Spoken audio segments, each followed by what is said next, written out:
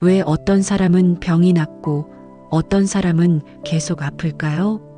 똑같이 병원을 다니고 똑같이 약을 먹고 똑같이 기도를 하는데 어떤 사람은 서서히 회복되고 어떤 사람은 좀처럼 나아지지 않습니다. 여러분 주변에도 그런 분이 계십니까? 아니면 지금 이 순간 바로 여러분 자신이 그 자리에 계십니까? 몸이 아픈 것도 힘든데 마음까지 무너져 내리는 느낌, 그 고통은 겪어본 사람만이 압니다. 병원 침대에 누워 천장을 바라보며 이런 생각을 해보신 적 있으십니까? 내가 무슨 잘못을 해서 이런 병이 생긴 걸까? 이 고통이 언제쯤 끝날까? 나는 왜 이렇게 운이 없는 걸까? 그 생각들이 밤새 머릿속을 맴돌 때 그 외로움과 두려움은 때로는 병 자체보다 더 깊은 상처를 남깁니다. 오늘 이 자리에서 여러분께 한 분의 부처님을 소개해 드리려 합니다. 그분의 이름은 약사열애불입니다. 약사유리 광열애, 줄여서 약사열애불이라고도 부릅니다.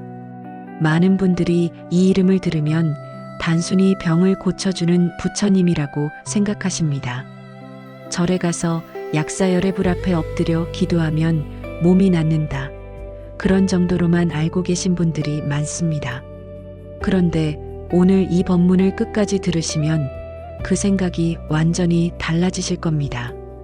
약사열애불은 단순히 육신의 병을 고치는 분이 아닙니다. 그분은 이 세상 모든 고통의 뿌리, 그 깊은 원인을 찾아서 근본부터 치유하시는 부처님입니다. 몸의 병만이 아니라 마음의 병, 관계의 병, 가난의 병, 두려움의 병, 그리고 우리가 이름조차 붙이지 못한 삶의 온갖 고통들을 모두 품어 안으시는 분입니다. 오늘 우리가 함께 살펴볼 경전은 약사유리 광열애 본원공덕경입니다. 이 경전은 부처님께서 직접 약사열애불의 가르침과 12가지 큰 서원을 설하신 귀한 말씀입니다. 약사유리 광열애 본원공덕경, 이름이 조금 길게 느껴지실 수 있습니다. 하지만 이 이름 안에 모든 것이 담겨 있습니다. 약사, 병을 고치는 스승, 유리광, 유리처럼 맑고 투명한 빛, 열애, 진리에서 오신 분, 본원, 근본 서원, 즉 이 세상에 오시기 전부터 세우신 깊은 약속, 공덕, 그 약속을 지키심으로써 중생에게 베푸시는 무한한 공덕.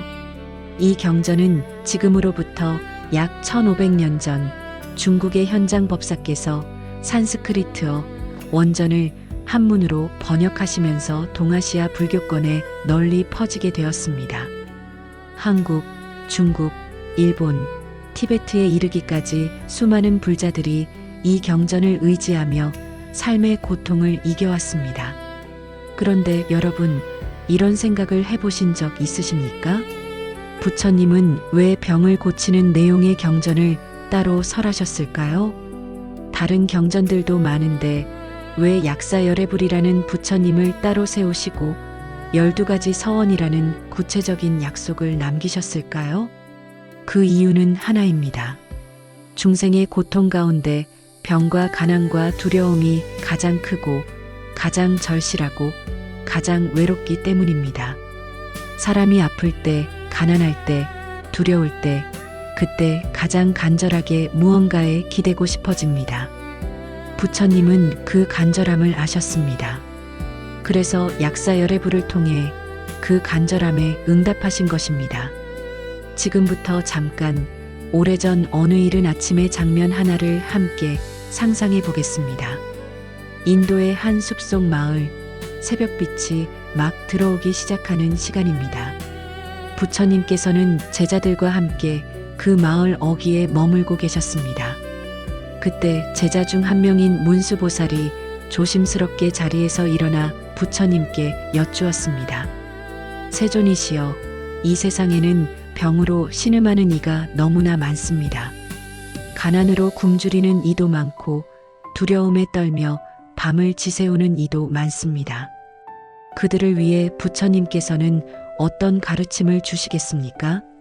부처님께서는 잠시 눈을 감으셨습니다. 그 눈 감으심 속에 이 세상 모든 아픈 이들의 신음소리가 담겨 있는 것 같았습니다. 그리고 천천히 입을 여셨습니다. 문수여, 동쪽으로 한없이 멀고 먼 곳에 유리처럼 맑고 투명한 빛으로 가득한 세계가 있다. 그 세계를 동방유리 광세계라 하느니라. 그곳에 한 분의 부처님이 계시니 그분의 이름은 약사유리 광열애라 하느니라. 동방유리 광세계, 이 이름을 들으실 때 어떤 느낌이 드십니까? 동쪽, 그것은 해가 뜨는 방향입니다. 어둠이 물러가고 빛이 시작되는 방향입니다. 유리광, 유리처럼 맑고 흠집 하나 없이 투명한 빛, 더럽혀지지 않은 순수한 빛, 그 빛으로 가득한 세계에 약사열애불이 계십니다. 불교에서 동방유리 광세계는 단순한 장소가 아닙니다.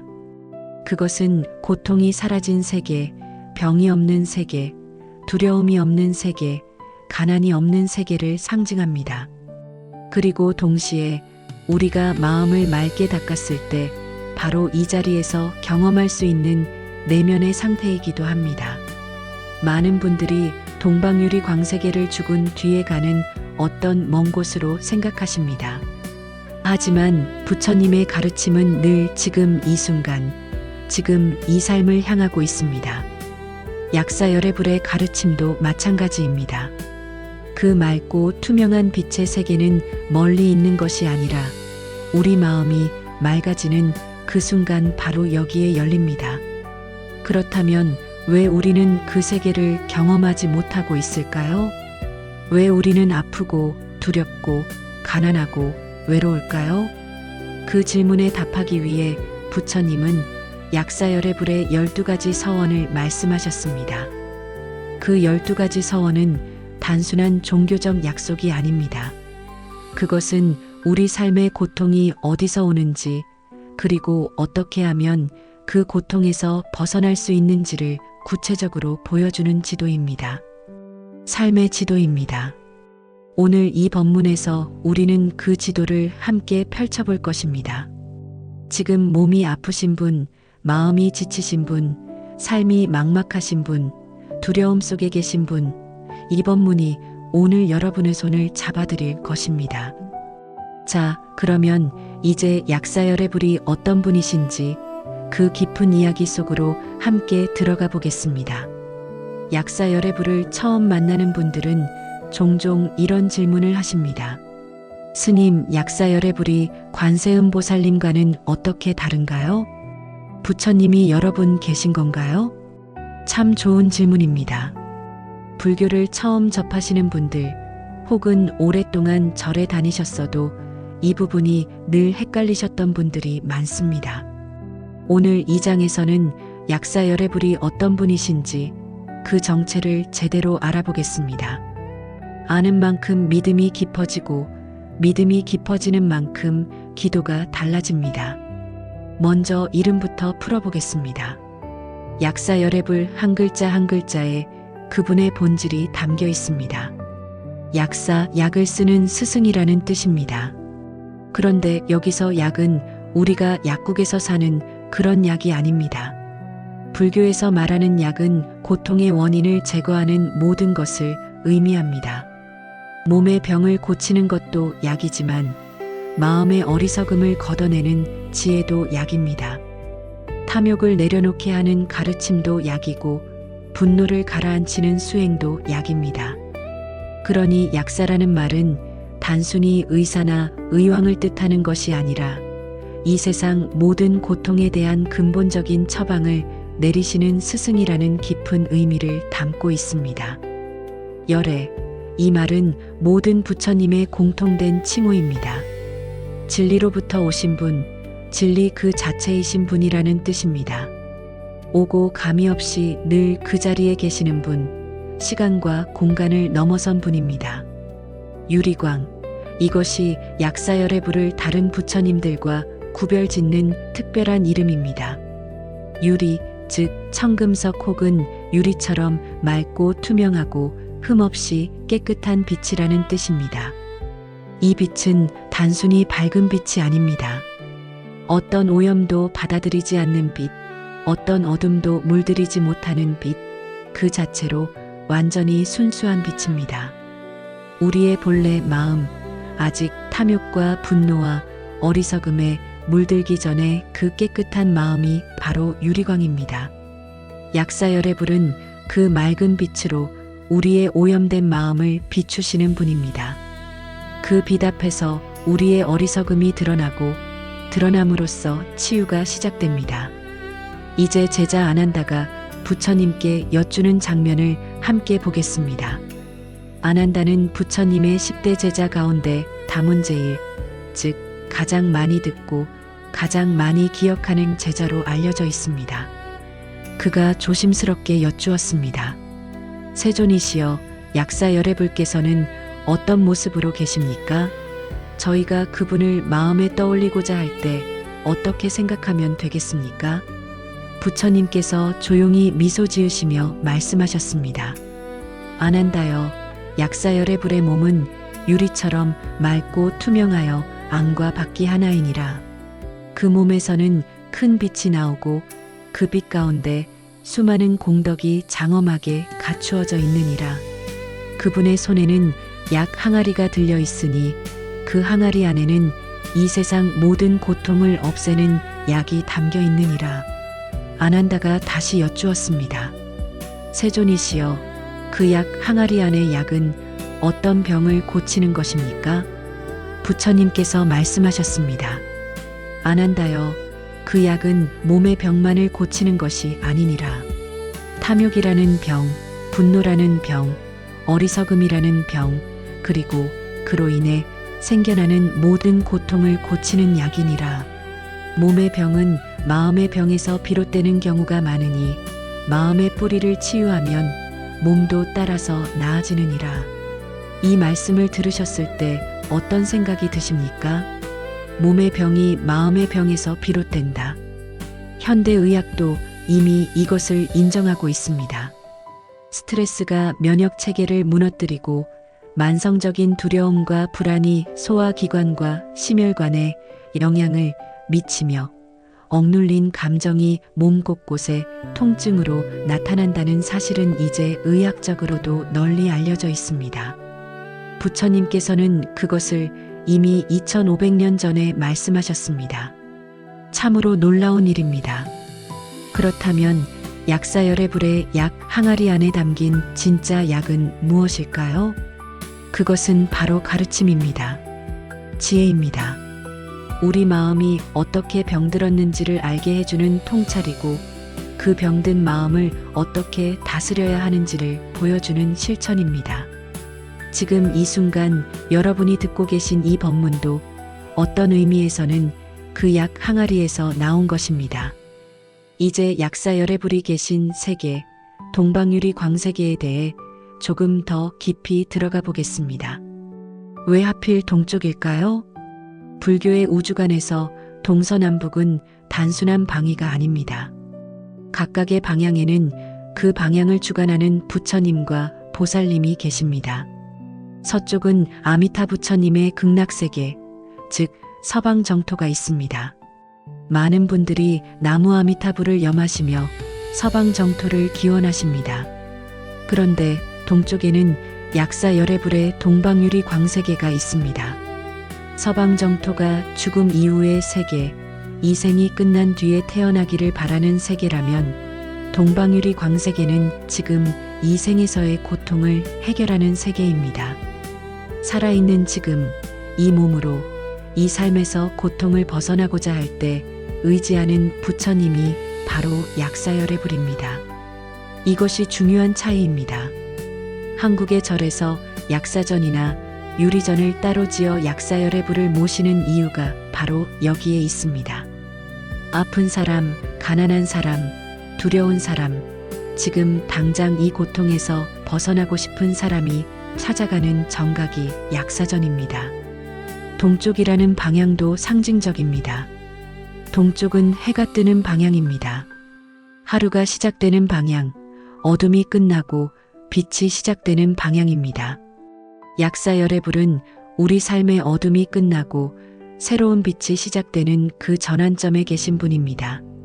지금 아무리 어두운 밤 같아도 반드시 동쪽에서 해가 뜨듯이 반드시 치유의 빛이 온다는 약속을 그 방향 속에 담으신 것입니다. 여기서 잠깐 우리 주변에서 흔히 볼 수 있는 이야기 하나를 해보겠습니다. 경기도 어느 소도시에 칠순을 바라보는 수님 씨라는 분이 계셨습니다. 수님 씨는 30년 넘게 절에 다니셨지만 솔직히 말씀드리면 절에 가는 이유가 딱 하나였습니다. 바로 몸이 아플 때였습니다. 무릎이 쑤시면 절에 가서 약사열애불 앞에 절을 하고 남편의 혈압이 걱정되면 절에 가서 기도를 드렸습니다. 그런데 어느 날 절의 스님이 수님 씨에게 물으셨습니다. 보살님, 약사열애불이 어떤 분인지 알고 기도하십니까? 수님 씨는 그 질문 앞에 잠시 멈추셨습니다. 병 고쳐주시는 부처님 아닌가요? 스님이 조용히 말씀하셨습니다. 보살님, 약사열애불은 병을 고쳐주시는 분이기도 하지만 더 깊은 뜻은 병이 왜 생겼는지를 알게 해주시는 분입니다. 그 이유를 알면 기도가 달라집니다. 그날 이후 수님 씨의 기도가 달라졌습니다. 무릎이 아프니 낫게 해달라는 기도에서 내 마음의 어떤 부분이 이 고통을 만들고 있는지 보게 해달라는 기도로 바뀌었습니다. 반년이 지났을 때 수님 씨는 이런 말씀을 하셨습니다. 무릎은 여전히 아파요. 그런데 이상하게 마음이 가벼워졌어요. 그리고 마음이 가벼워지니까 몸도 조금씩 나아지는 것 같아요. 이것이 바로 약사열애불 가르침의 핵심입니다. 병이 낫는 것이 목표가 아닙니다. 병을 대하는 마음이 바뀌는 것, 그것이 진짜 치유의 시작입니다. 이제 약사열애불과 다른 부처님들, 보살님들과의 관계도 잠깐 살펴보겠습니다. 약사열애불 곁에는 두 분의 큰 보살님이 늘 함께 계십니다. 일광보살과 월광보살입니다. 해의 빛과 달의 빛을 상징하는 두 보살님이 약사열애불의 좌우에서 중생을 돕습니다. 해의 빛은 낮의 시간, 활동하는 시간, 우리가 의식하고 노력하는 시간에 우리를 비춥니다. 달의 빛은 밤의 시간, 잠드는 시간, 우리가 의식하지 못하는 시간에도 우리 곁에서 빛을 내줍니다. 이것은 무엇을 의미할까요? 약사열애불의 치유는 우리가 기도하고 노력하는 시간에만 이루어지는 것이 아닙니다. 우리가 잠들어 있는 시간에도 우리가 기도를 잊고 사는 평범한 일상 속에서도 그 치유의 빛은 쉬지 않고 우리에게 내리쬐다는 것입니다. 얼마나 큰 위로입니까? 우리가 강해야만 치유받는 것이 아닙니다. 우리가 완벽하게 기도해야만 응답받는 것이 아닙니다. 그저 그 빛을 향해 고개를 드는 것만으로 충분합니다. 또한 약사열애불 주변에는 12분의 약차대장, 즉 12신장이 계십니다. 이 12신장은 약사열애불의 12가지 서원을 하나씩 수호하는 존재들입니다. 우리가 약사열애불께 귀의하고 그 가르침을 따를 때 이 12신장이 우리를 보호한다고 경전은 말합니다. 보호란 무엇일까요? 재난을 막아준다, 병을 낫게 해준다는 뜻이기도 하지만 더 깊은 의미에서는 우리가 올바른 길을 가도록 도와준다는 뜻입니다. 우리가 어리석은 선택을 하려 할 때 막아주고 우리가 지혜로운 길을 선택할 수 있도록 힘을 준다는 것입니다. 이제 여러분께 한 가지 비유를 들어보겠습니다. 어두운 밤길을 혼자 걷는다고 상상해 보십시오. 손전등이 없으면 발밑이 보이지 않아 돌부리에 걸려 넘어집니다. 구덩이가 있어도 보이지 않아 빠집니다. 그런데 누군가 저 멀리서 강한 빛을 비춰준다면 어떨까요? 그 빛이 길을 환히 밝혀준다면 돌부리도 보이고 구덩이도 보입니다. 넘어지지 않을 수 있습니다. 약사열애불의 유리광, 그 맑고 투명한 빛이 바로 그런 빛입니다. 우리 삶이라는 어두운 밤길을 비춰주는 빛, 그 빛 덕분에 우리는 어디서 넘어지는지, 무엇이 우리를 아프게 하는지를 볼 수 있게 됩니다. 볼 수 있어야 피할 수 있습니다. 피할 수 있어야 치유가 됩니다. 그렇기 때문에 약사열애 붉게 기도한다는 것은 단순히 무언가를 바라는 것이 아닙니다.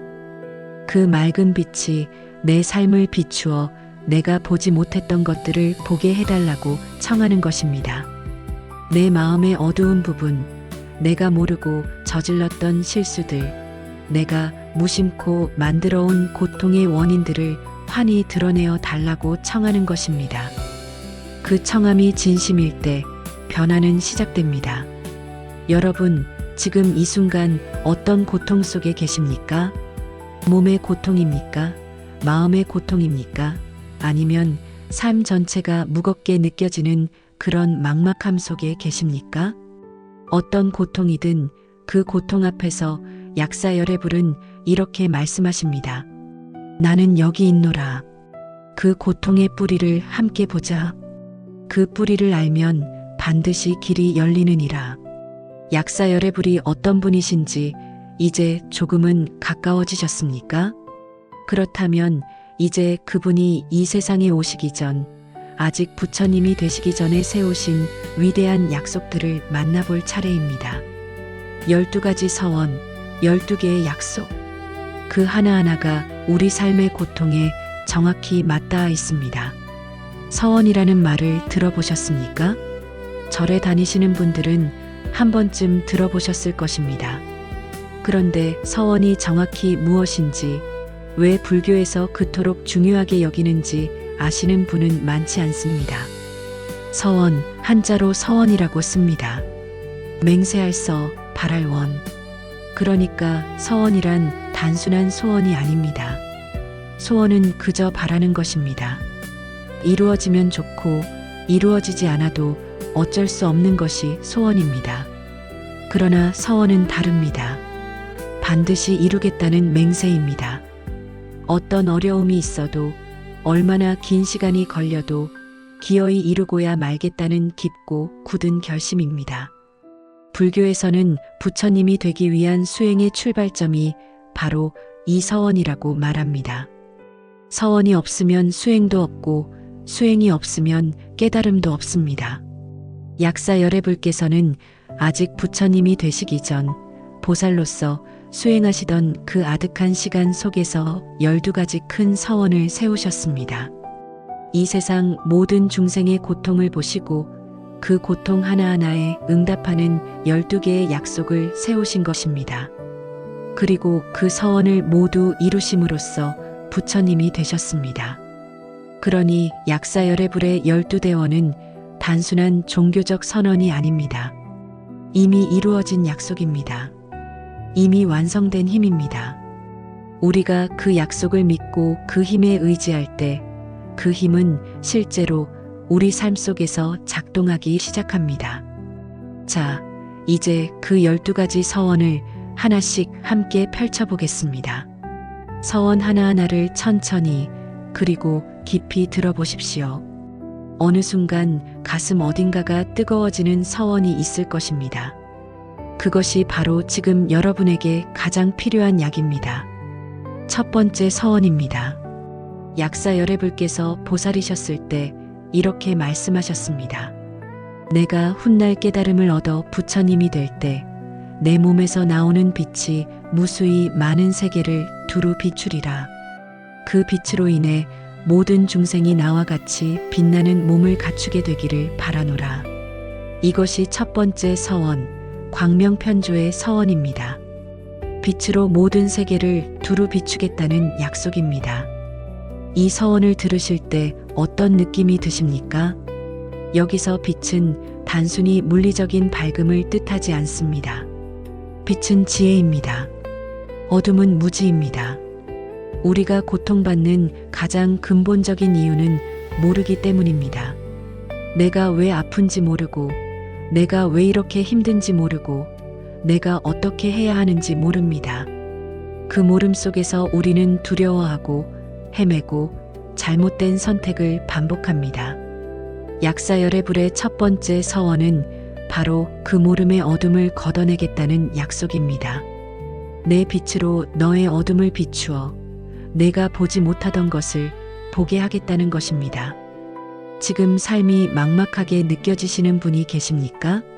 무엇을 어떻게 해야 할지 도무지 모르겠다는 분이 계십니까? 그 막막함 앞에서 첫 번째 서원은 이렇게 말합니다. 반드시 길이 보이게 될 것이라고, 그 빛이 반드시 닿을 것이라고. 두 번째 서원입니다. 내가 부처님이 될 때 내 몸은 유리처럼 맑고 안팎이 모두 투명하여 어떤 티끌도 없으리라. 그 빛이 모든 세계에 미쳐 중생들이 나쁜 길을 떠나 좋은 곳으로 가게 되기를 바라노라. 이것이 두 번째 서원, 신여유리의 서원입니다. 내 몸이 유리처럼 맑아서 어떤 어둠도 품지 않겠다는 약속입니다. 이 서원의 핵심은 투명함입니다. 안과 밖이 같다는 것입니다. 겉으로 드러나는 것과 속에 감춰진 것이 다르지 않다는 것입니다. 우리 삶의 많은 고통이 어디서 옵니까? 겉과 속이 다를 때 옵니다. 겉으로는 괜찮은 척하지만 속으로는 무너지고 있을 때, 겉으로는 강한 척하지만 속으로는 두려움에 떨고 있을 때, 겉으로는 화목한 척하지만 속으로는 깊은 원망을 품고 있을 때, 그 간격에서 고통이 자랍니다. 두 번째 서원은 그 간격을 없애라는 가르침입니다. 겉과 속이 하나가 될 때 우리는 더 이상 에너지를 낭비하지 않아도 됩니다. 숨기느라 지치지 않아도 됩니다. 그 순수함 속에서 진짜 치유가 일어납니다. 세 번째 서원입니다. 내가 부처님이 될 때 지혜와 방편으로 중생들이 필요로 하는 것들을 모두 얻게 하리라. 부족함이 없게 하리라. 이것이 세 번째 서원, 무진지혜의 서원입니다. 지혜가 다함이 없어서 모든 중생이 필요한 것을 얻게 하겠다는 약속입니다. 이 서원을 들으시면서 가슴이 뭉클해지시는 분이 계십니까? 필요한 것을 얻게 하리라. 이 말이 단순하게 들릴 수 있습니다. 그러나 이 말 속에 얼마나 많은 이들의 절실함이 담겨 있는지를 생각해 보십시오. 평생 열심히 살았는데 아직도 부족한 것이 많은 분, 자식 교육에 돈을 쏟아붓다 노후를 준비하지 못한 분, 몸이 아파서 경제 활동을 못하게 된 분, 그런 분들의 마음속 깊은 곳에서 나오는 말이 바로 이것입니다. 나는 왜 이렇게 부족한 것이 많을까? 세 번째 서원은 그 부족함이 어디서 오는지를 먼저 보게 합니다. 외부에서 오는 부족함도 있지만 더 많은 경우에는 마음의 부족함이 먼저입니다. 아무리 가져도 더 갖고 싶은 탐욕, 내 것이 적어 보이게 만드는 비교심, 지금 가진 것을 감사하지 못하게 하는 불만족, 그 마음의 병이 치유될 때 신기하게도 삶의 부족함도 달라지기 시작합니다. 충분함을 느끼는 마음이 오면 실제로 충분한 삶이 따라옵니다. 이것이 세 번째 서원이 우리에게 주는 진짜 선물입니다. 네 번째 서원입니다. 내가 부처님이 될 때 올바르지 못한 가르침을 따르는 중생들이 있다면 그들을 모두 올바른 길로 이끌겠노라. 그릇된 길을 걷는 이를 바른 길로 안내하리라. 이것이 네 번째 서원, 알릿보리의 서원입니다. 그릇된 길을 걷는 이를 바른 길로 이끌겠다는 약속입니다. 이 서원을 들으시면서 혹시 이런 생각이 드시는 분이 계십니까?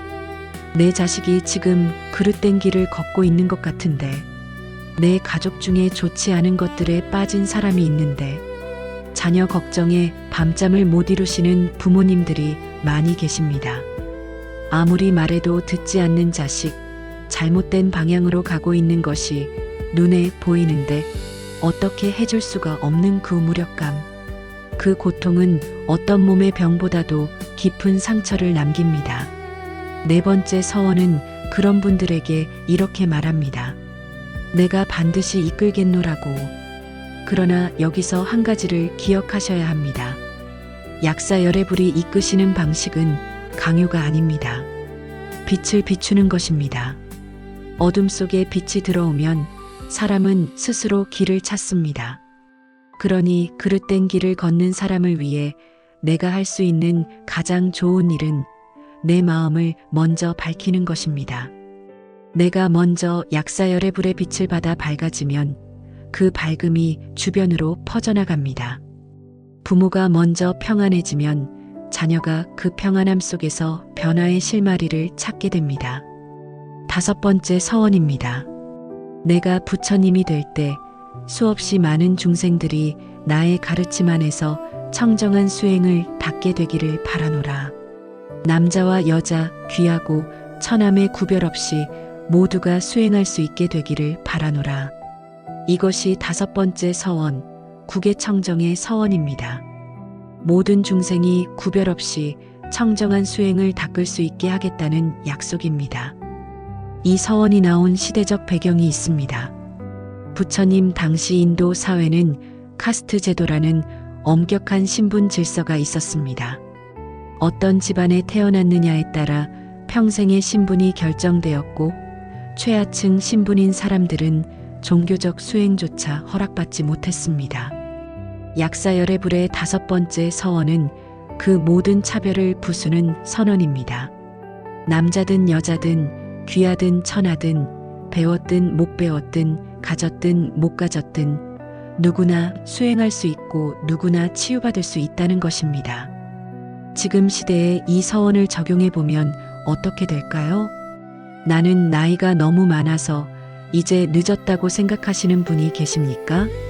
나는 배운 것이 없어서 불교를 깊이 이해할 수 없다고 생각하시는 분이 계십니까? 나는 너무 많은 잘못을 저질러서 부처님 앞에 설 자격이 없다고 생각하시는 분이 계십니까?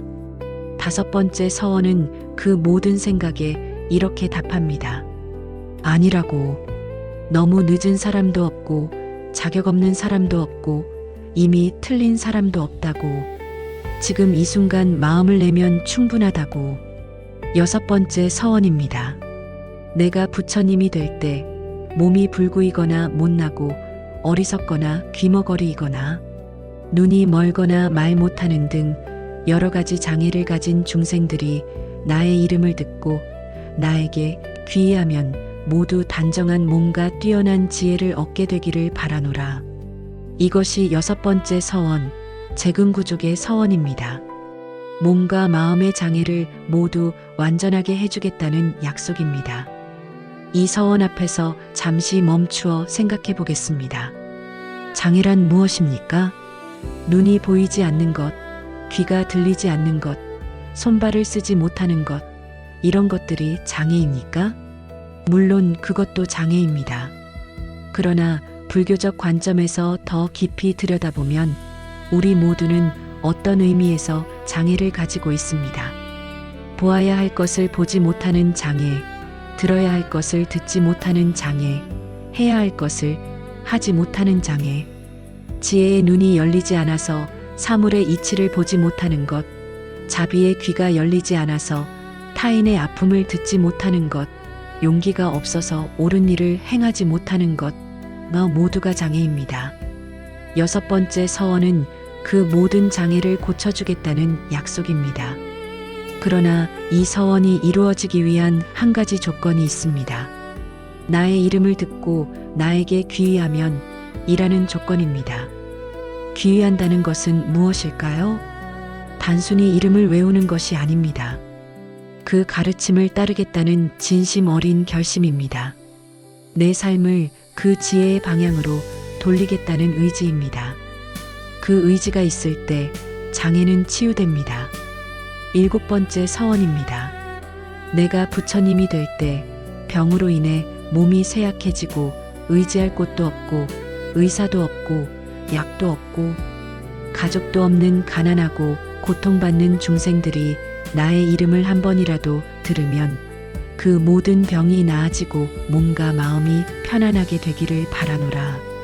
이것이 7번째 서원, 제병안락의 서원입니다. 병들고 외롭고 가난한 이를 고쳐주겠다는 약속입니다. 여러분, 이 서원을 읽으면서 가슴이 먹먹해지시는 분이 계십니까? 병으로 인해 몸이 쇠약해지고 의지할 곳도 없고 의사도 없고 약도 없고 가족도 없는 이 말들이 남 얘기처럼 느껴지지 않으시는 분이 계십니까? 지금 이 시대 홀로 병을 앓고 있는 어르신들이 너무나 많습니다. 자식들은 각자의 삶에 바쁘고 배우자는 먼저 세상을 떠났고 이웃과는 교류가 끊어진 채 작은 방에서 혼자 아픔을 견디고 있는 분들이 계십니다. 그런 분들에게 7번째 서원은 이렇게 말합니다. 나는 여기 있노라고. 내가 아무것도 없어도 나는 여기 있노라고. 내가 내 이름을 한 번만 부르면 나는 달려가겠노라고. 이것이 얼마나 큰 위로입니까? 잠깐 여기서 어떤 분의 이야기를 들려드리겠습니다. 전라도 어느 시골 마을에 혼자 사시는 팔순의 복순 할머니가 계셨습니다. 남편은 10년 전에 떠났고 두 아들은 서울과 부산에 살고 있어서 명절에나 잠깐 얼굴을 보는 형편이었습니다. 어느 겨울 할머니가 넘어지시면서 엉덩이뼈가 부러졌습니다. 수술을 받고 요양원에 입원하셨는데 처음 몇 주는 아들들이 번갈아 왔지만 그것도 오래가지 않았습니다. 할머니는 요양원 침대에 누워 천장을 바라보며 생각하셨습니다. 내가 왜 살고 있나? 그런데 요양원 한쪽 벽에 작은 약사열애불 그림이 걸려 있었습니다. 어느 날 밤 잠이 오지 않아 그 그림을 물끄러미 바라보던 할머니는 아주 조용히 중얼거리셨습니다. 약사열애불, 나 여기 있어요. 그것이 기도의 전부였습니다. 긴 말도 없었고 무언가를 달라는 말도 없었습니다. 그저 나 여기 있다는 말 한마디였습니다. 그런데 신기한 일이 일어났습니다.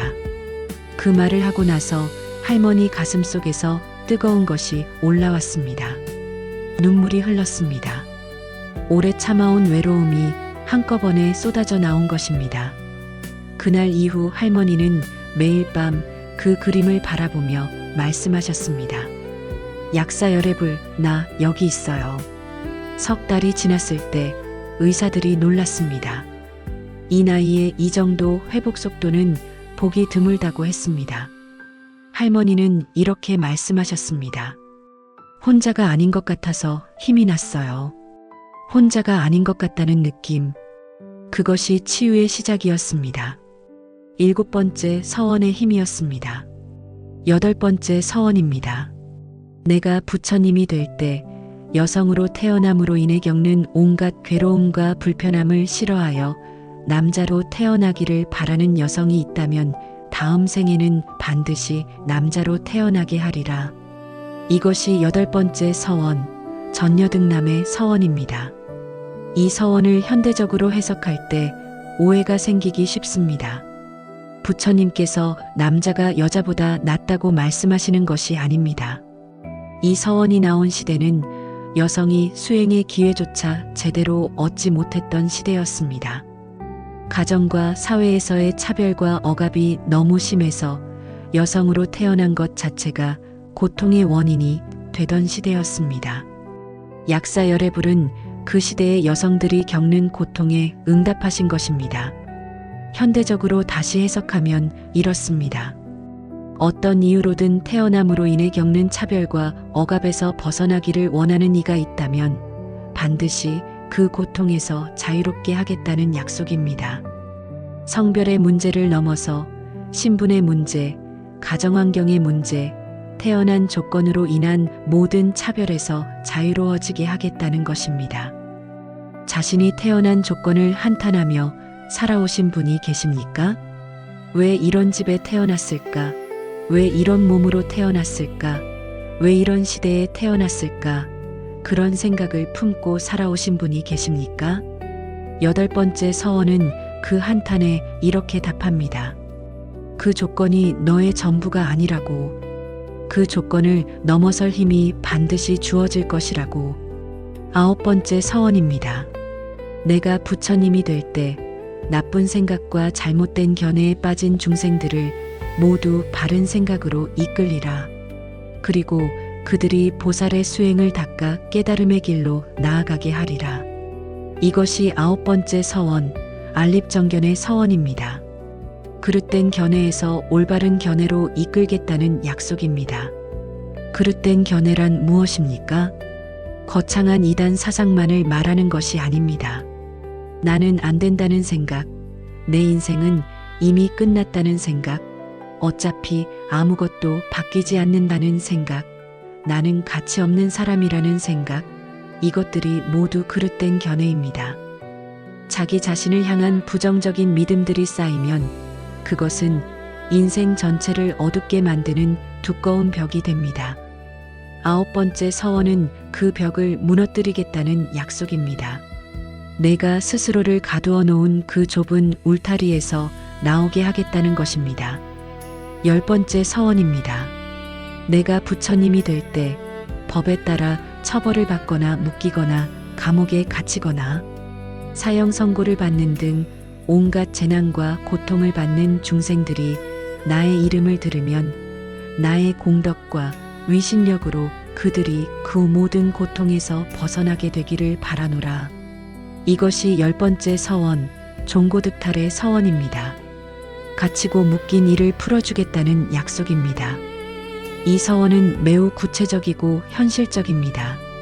감옥에 갇힌 사람, 억울하게 처벌받는 사람, 재난을 만난 사람을 도와주겠다는 것입니다. 그러나 이 서원을 더 넓게 보면 이 세상에는 눈에 보이지 않는 감옥에 갇힌 사람들이 훨씬 더 많습니다.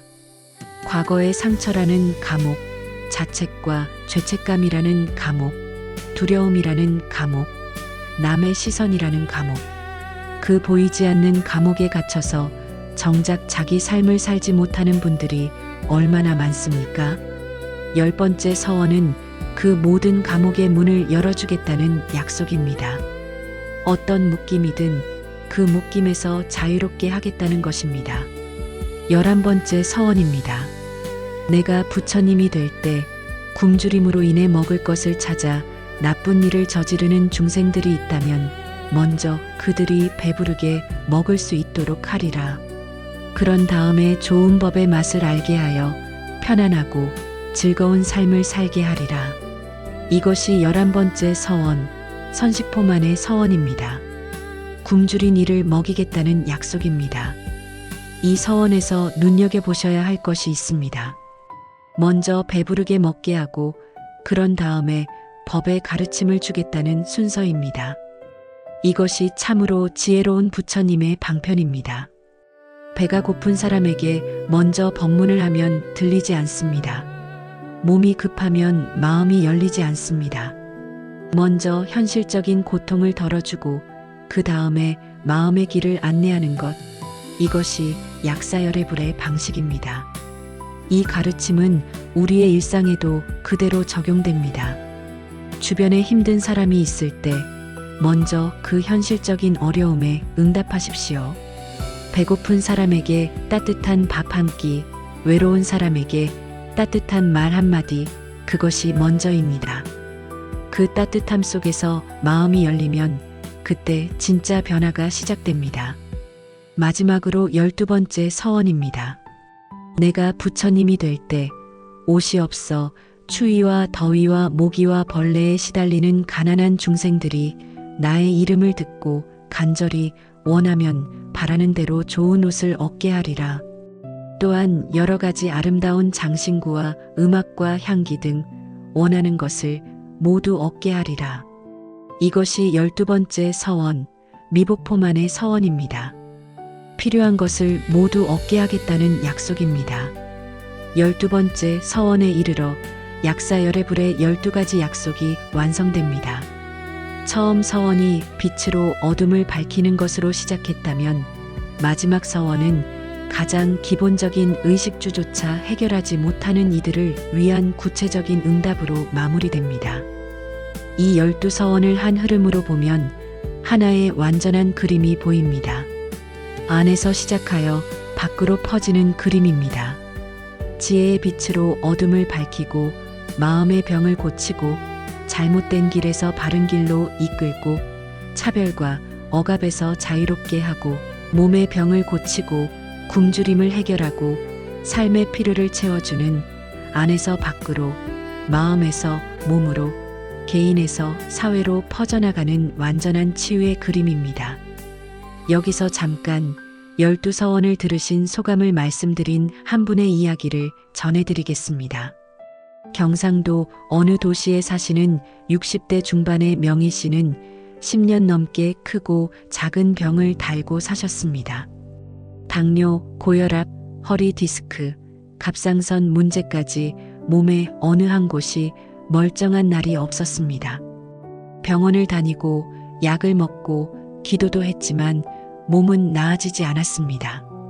어느 날 법문을 들으시다가 약사열애불의 12서원에 이르렀을 때 명희 씨가 울음을 터뜨리셨습니다. 나중에 그분이 말씀하셨습니다. 12서원을 들으면서 내가 얼마나 오랫동안 혼자서 버텨왔는지를 깨달았어요. 누군가가 나를 위해 이런 약속을 세워두었다는 것, 그것이 너무 고마웠어요. 그리고 동시에 내가 그 약속을 전혀 믿지 않고 살았다는 것도 알게 됐어요. 그분의 말씀이 오래 마음에 남습니다. 약속은 세워져 있었습니다. 그런데 우리가 그 약속을 모르거나 알아도 믿지 않으면 그 약속은 우리에게 닿지 않습니다. 12서원을 아는 것만으로도 달라집니다. 믿는 것만으로도 달라집니다. 그 약속이 나를 위한 것임을 진심으로 받아들이는 순간 무언가가 달라지기 시작합니다. 여러분, 12가지 서원 가운데 어떤 서원이 가장 가슴에 닿으셨습니까? 그것이 지금 여러분에게 가장 필요한 것입니다. 그것이 지금 여러분의 삶이 가장 간절히 원하는 것입니다. 그 서원 앞에 잠시 머물러 보십시오. 그리고 조용히 말씀해 보십시오. 약사열애불, 이 서원이 제게 닿기를 바랍니다. 병은 왜 생길까요? 이 질문을 한 번이라도 깊이 생각해 보신 적 있으십니까? 병원에서 의사는 이렇게 말합니다. 혈압이 높습니다. 혈당 수치가 좋지 않습니다. 염증 수치가 올라가 있습니다. 그 말들은 맞습니다. 틀린 말이 아닙니다. 그러나 부처님께서는 그 앞에 한 가지 더 중요한 질문을 두셨습니다. 그렇다면 왜 혈압이 높아졌습니까? 왜 혈당이 오르고 왜 염증이 생겼습니까? 그 뿌리는 어디에 있습니까? 현대의학이 증상을 다룬다면 부처님의 가르침은 원인을 다룹니다. 증상을 없애는 것도 중요하지만 원인을 알지 못하면 증상은 다시 돌아옵니다. 다른 모습으로 다른 자리에 다시 나타납니다. 이것이 많은 분들이 평생 크고 작은 병을 달고 사는 이유입니다. 하나가 나으면 또 다른 하나가 생기고 그것이 나으면 또 다른 것이 찾아옵니다. 약사유리광열애본원공덕경에서 부처님은 이 병의 뿌리에 대해 명확하게 말씀하십니다. 그리고 그 말씀 속에 우리가 오랫동안 찾아온 답이 담겨 있습니다. 어느 날 부처님께서 제자들과 함께 머물고 계실 때였습니다. 젊은 제자 하나가 조심스럽게 앞으로 나와 여쭈었습니다. 그 제자의 이름은 선현이었습니다. 세존이시여, 저는 요즘 한 가지 의문이 떠나지 않습니다.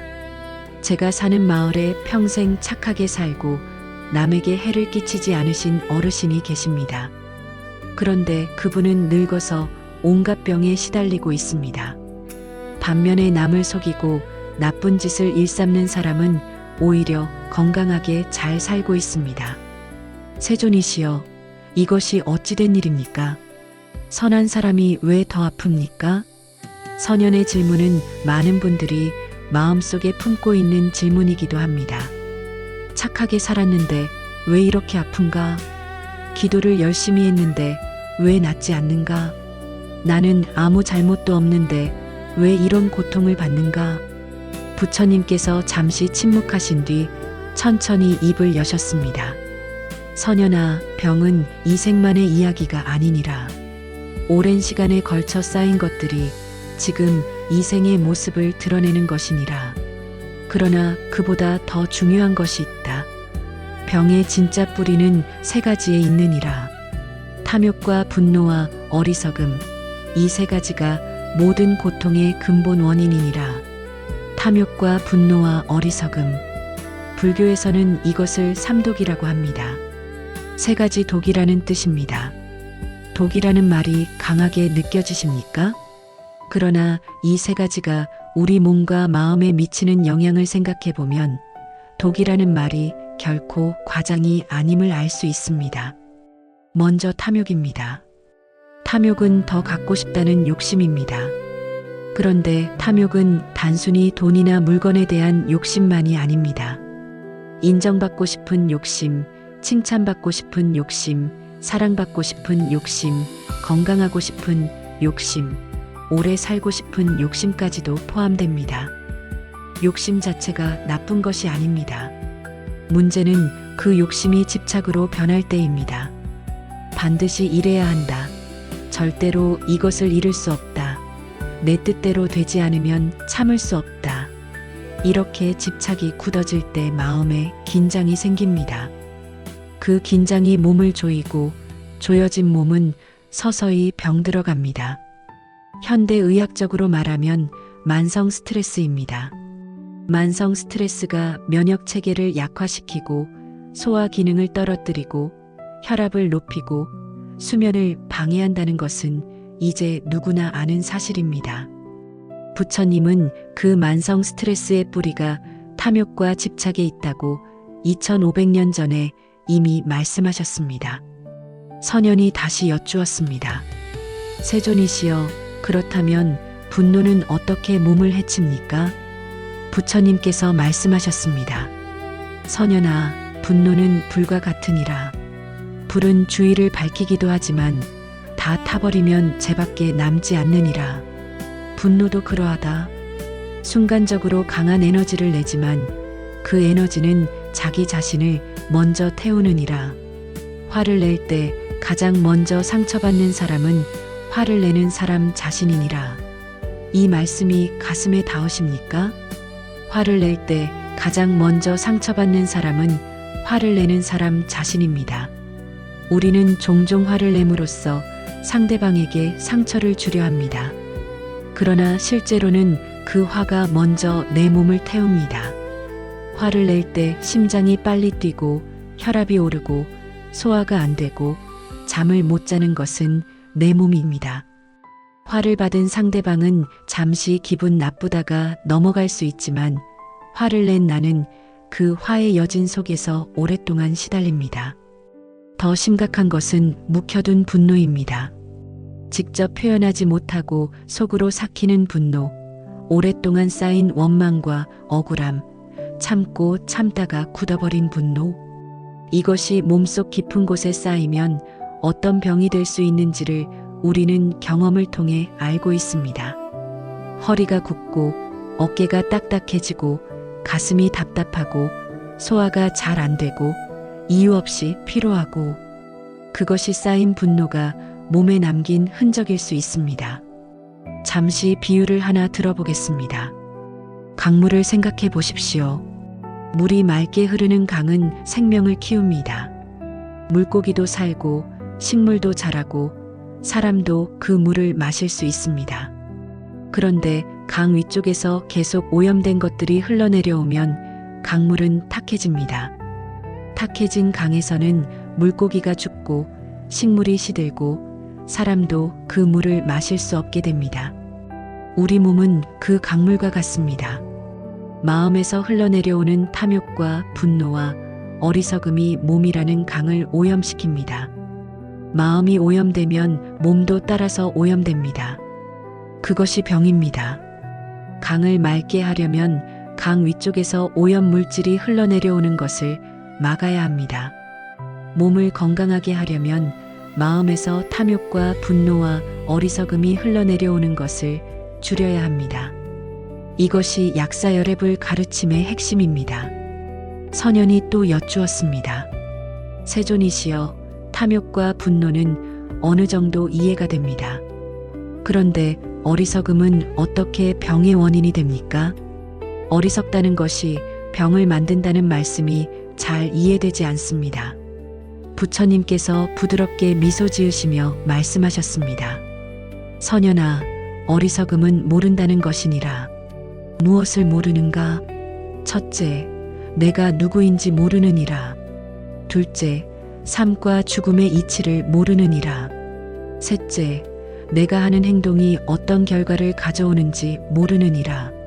이 모름이 잘못된 선택을 만들고 잘못된 선택이 고통을 만들고 그 고통이 쌓여 병이 되느니라. 어리석음은 단순히 지식이 없는 것이 아닙니다. 내가 누구인지 모르는 것입니다. 우리는 자신이 누구인지 안다고 생각합니다. 이름이 있고 나이가 있고 직업이 있고 가족이 있습니다. 그것이 나라고 생각합니다. 그러나 부처님은 그것은 나의 겉모습일 뿐이라고 말씀하십니다. 진짜 나는 그것들과 다르다고 하십니다. 진짜 나는 그 겉모습들이 변하고 사라져도 변하지 않는 무언가입니다. 그 진짜 나를 모를 때 우리는 겉모습에 집착합니다. 내 나이, 내 지위, 내 재산, 내 건강, 이것들이 흔들리면 내가 흔들린다고 느낍니다. 그 흔들림이 두려움을 만들고 두려움이 긴장을 만들고 긴장이 병을 만듭니다. 여기서 잠깐 실제로 이런 분의 이야기를 들어보겠습니다. 서울에 사시는 70대 초반의 정규 씨는 30년 넘게 회사를 다니다 퇴직하신 분이었습니다. 직장 다닐 때는 건강했습니다. 크게 아픈 적도 없었고 병원 신세를 진 기억도 별로 없었습니다. 그런데 퇴직하고 나서 갑자기 여기저기가 아프기 시작했습니다. 무릎도 아프고 허리도 아프고 소화도 잘 안 되고 잠도 잘 못 잤습니다. 의사들은 나이 들면 다 그렇다고 했지만 정규 씨는 뭔가 다른 것이 있다는 느낌이 들었습니다. 어느 날 절에서 법문을 들으시다가 그 이유를 알 것 같았습니다. 정규 씨는 30년 동안 자신을 과장님으로, 부장님으로, 임원으로만 알고 살았던 것입니다. 그 직함이 곧 자신이라고 생각했습니다. 그런데 퇴직과 동시에 그 직함이 사라지자 나는 누구인가라는 질문이 갑자기 밀려왔습니다. 그 질문에 답을 할 수가 없었습니다. 그 혼란이 몸으로 나타난 것이었습니다. 정규 씨가 나중에 이렇게 말씀하셨습니다. 직함이 없어도 나는 나라는 것을 처음으로 생각해 봤어요.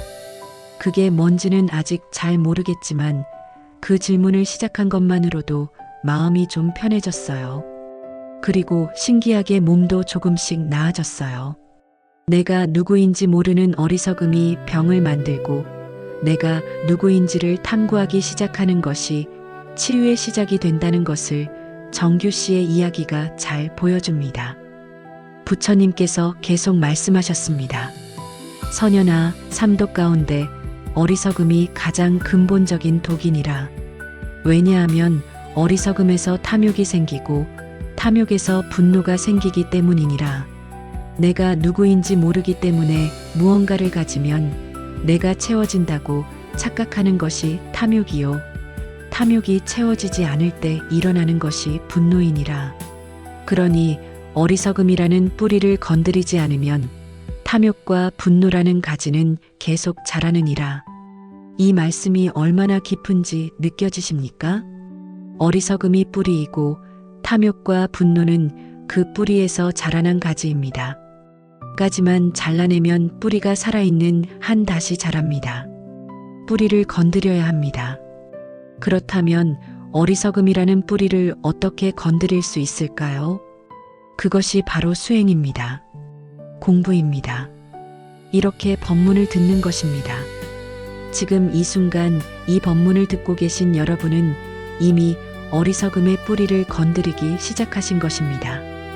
그것만으로도 충분히 의미 있는 시작입니다. 이제 업이라는 개념을 함께 살펴보겠습니다. 병의 원인을 이야기할 때 업을 빼놓을 수 없습니다. 업 한자로 업이라고 씁니다. 행이라는 뜻입니다. 우리가 생각하고 말하고 행동하는 모든 것이 업입니다. 그리고 그 업은 흔적을 남깁니다. 마치 강에 돌을 던지면 파문이 생기듯이 우리가 하는 모든 행위는 파문을 만들고 그 파문은 결국 우리에게 돌아옵니다. 이것이 업의 이치입니다. 많은 분들이 업이라는 말을 들으면 부담스러워 하십니다. 내 병이 내 업 때문이라면 내가 전생에 무슨 나쁜 짓을 했다는 말이냐고 억울해 하십니다. 그런데 부처님의 가르침은 그렇게 단순하지 않습니다. 업은 전생에만 쌓이는 것이 아닙니다. 지금 이 생에서도 매 순간 쌓이고 있습니다. 오늘 내가 누군가에게 친절하게 대했다면 그것이 업입니다. 오늘 내가 누군가에게 상처를 주었다면 그것도 업입니다. 오늘 내가 맛있는 음식을 지나치게 많이 먹었다면 그것도 업입니다. 오늘 내가 아무 이유 없이 걱정을 쌓아놓았다면 그것도 업입니다. 업은 먼 과거의 이야기가 아니라 지금 이 순간의 이야기입니다. 선현이 부처님께 다시 여쭈었습니다. 세존이시여, 그렇다면 이미 지어진 나쁜 업은 어떻게 해야 합니까? 이미 지나간 것을 어떻게 바꿀 수 있겠습니까? 부처님께서 따뜻하게 말씀하셨습니다. 선현아, 과거의 업은 바꿀 수 없느니라. 그러나 지금 이 순간부터 짓는 업은 새로 만들 수 있느니라. 더러운 물이 흘러내려오는 강도, 맑은 물이 계속 흘러들어오면 결국 맑아지느니라. 과거를 탓하며 머물지 말고 지금부터 맑은 업을 쌓기 시작하면 되느니라. 과거를 바꿀 수는 없지만 지금 이 순간부터 새로운 업을 쌓을 수 있습니다. 이것이 얼마나 큰 희망입니까? 내가 어떤 과거를 가졌든 어떤 잘못을 저질렀든 지금 이 순간부터 달라질 수 있다는 것입니다. 맑은 물이 계속 흘러들어오면 강이 맑아지듯이 지금부터 좋은 생각, 좋은 말, 좋은 행동을 쌓아나가면 삶이 달라집니다. 몸도 달라집니다. 이제 마음의 병과 몸의 병 사이의 연결에 대해 좀 더 구체적으로 살펴보겠습니다. 탐욕이 어떻게 몸의 병으로 나타나는지를 생각해 보십시오. 무언가를 지나치게 원할 때 몸은 긴장합니다. 그 긴장 상태가 오래되면 근육이 굳고 혈액순환이 나빠지고 소화기관이 영향을 받습니다. 지나친 음식에 대한 탐욕은 직접적으로 소화기 질환과 생활습관병으로 이어집니다. 지나친 인정에 대한 탐욕은 타인의 평가에 지나치게 민감하게 만들어서 만성적인 불안을 만듭니다.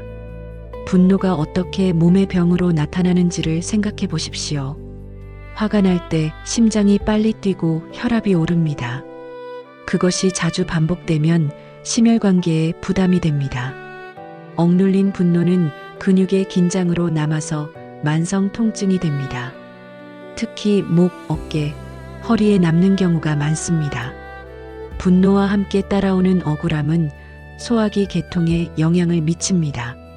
체한 듯한 느낌, 명치 부위의 답답함, 이것이 억눌린 분노가 몸에 남긴 흔적일 수 있습니다.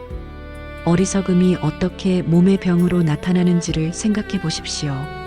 내가 누구인지 모르는 혼란은 정체성의 위기를 만들고 그것은 심각한 정신적 스트레스로 이어집니다. 삶의 이치를 모르는 어리석음은 불필요한 걱정과 두려움을 만들어냅니다. 내가 하는 행동의 결과를 모르는 어리석음은 잘못된 생활 습관으로 이어집니다. 잘못 먹고 잘못 자고 잘못 움직이고 그것이 쌓여서 병이 됩니다. 이렇게 보면 병은 결코 갑자기 생기는 것이 아닙니다. 오랫동안 마음에서 쌓인 것들이 몸에 드러나는 것입니다. 그러니 치유도 마찬가지입니다. 마음에서 시작해야 합니다. 물론 몸의 증상을 다루는 것도 필요합니다. 병원에 가고 약을 먹는 것은 당연히 해야 할 일입니다. 그러나 그것만으로는 뿌리가 해결되지 않습니다. 마음의 탐욕을 내려놓고 분노를 다스리고 어리석음을 지혜로 바꾸어 나가는 것이 함께 이루어져야 합니다.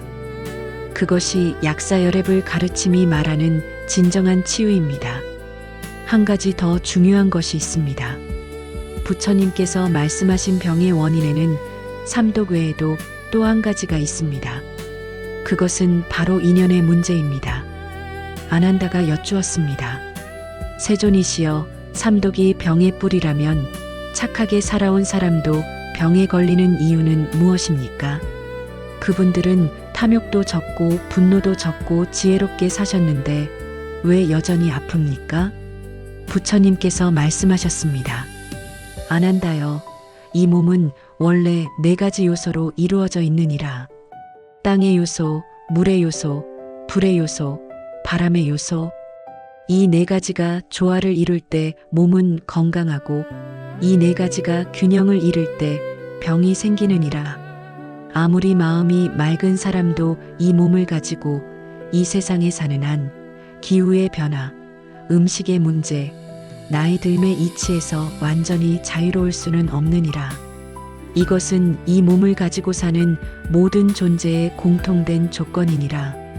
이 말씀이 참으로 위로가 됩니다.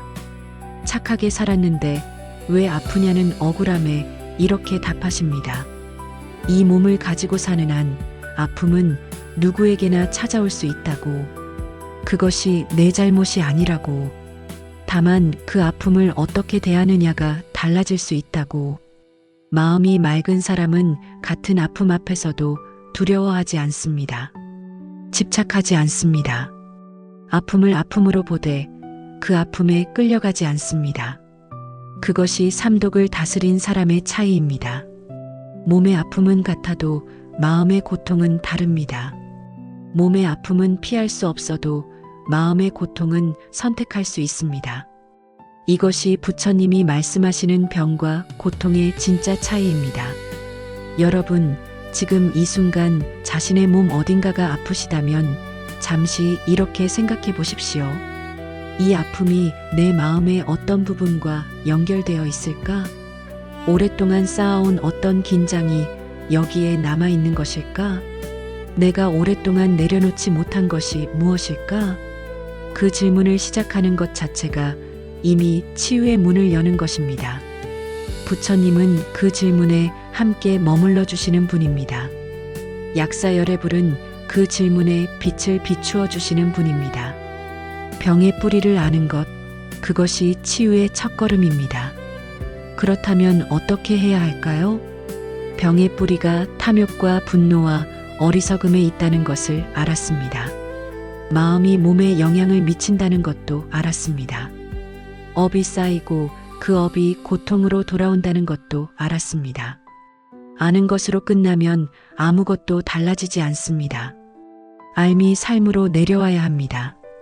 머리에서 가슴으로, 가슴에서 손과 발로 그 알미 실제 삶 속에서 움직여야 진짜 치유가 일어납니다. 약사유리광 열애본원공덕경에서 부처님은 치유의 방법에 대해 매우 구체적으로 말씀하십니다. 그것은 거창하거나 어렵지 않습니다. 누구나 지금 이 자리에서 시작할 수 있는 것들입니다.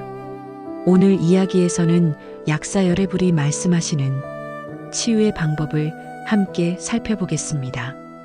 어느 날 부처님께서 제자들과 함께 앉아 계실 때였습니다. 그 자리에 만주실리라는 제자가 있었습니다. 만주실리는 지혜를 상징하는 보살로 늘 예리한 질문을 하는 것으로 알려져 있었습니다. 그가 부처님께 여쭈었습니다. 세존이시여, 중생들이 병과 고통에서 벗어나기 위해 무엇을 해야 합니까? 기도를 해야 합니까? 수행을 해야 합니까? 아니면 다른 무언가가 필요합니까? 부처님께서 잠시 제자들을 둘러보신 뒤 말씀하셨습니다. 만주실리야, 치유는 3가지 방향에서 동시에 이루어져야 하느니라. 마음을 바꾸는 것, 말을 바꾸는 것, 그리고 행동을 바꾸는 것이니라.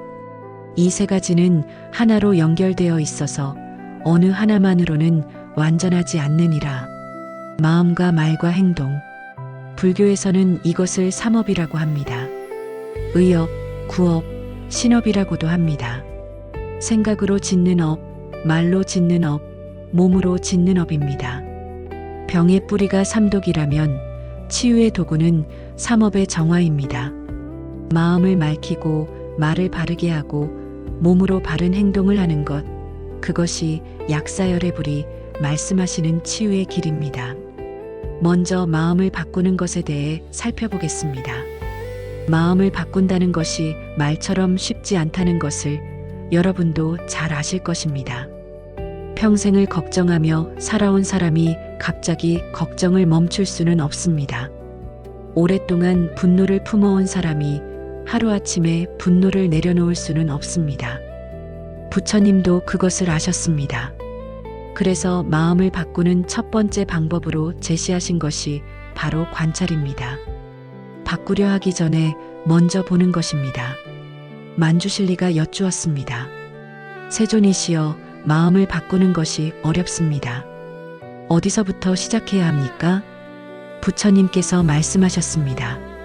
만주실리야, 먼저 보아라. 바꾸려 하기 전에 먼저 있는 그대로 보아라. 지금 내 마음에 무엇이 있는지, 탐욕이 있는지, 분노가 있는지, 두려움이 있는지, 그것을 먼저 알아차리는 것이 시작이니라. 알아차림이 없으면 변화도 없느니라. 알아차림, 이것이 핵심입니다. 지금 내 마음에 무엇이 있는지를 아는 것입니다. 예를 들어보겠습니다. 자식이 전화를 잘하지 않아서 서운한 마음이 생겼다고 해보겠습니다.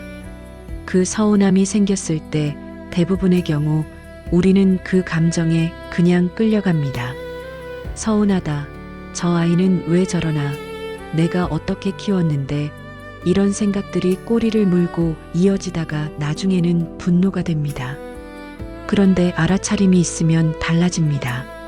아, 지금 내 마음에 서운함이 있구나. 그것을 그냥 보는 것입니다.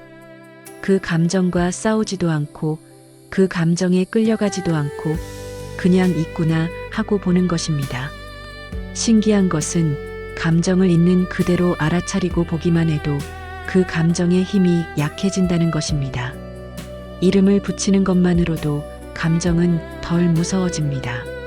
서운하다는 감정에 이름을 붙이면 그 감정이 나를 집어삼키는 것이 아니라 내가 그 감정을 보게 됩니다. 보는 자가 되는 것과 끌려가는 자가 되는 것은 전혀 다릅니다. 이것이 마음을 바꾸는 첫 번째 방법입니다. 바꾸려 하기 전에 먼저 보십시오. 지금 내 마음에 무엇이 있는지를 조용히 살펴보십시오. 두 번째는 내려놓는 연습입니다. 보았다면 이제 조금씩 내려놓을 수 있습니다. 만주실리가 다시 여쭈었습니다. 세존이시여, 보는 것은 알겠습니다. 그런데 오래된 집착은 어떻게 내려놓습니까? 머리로는 내려놓아야 한다는 것을 알지만 실제로는 잘 되지 않습니다. 부처님께서 부드럽게 말씀하셨습니다. 만주실리야, 한꺼번에 다 내려놓으려 하지 마라. 그것은 오랜 세월 손에 꽉 쥐어온 것을 한 번에 버리려는 것과 같으니라.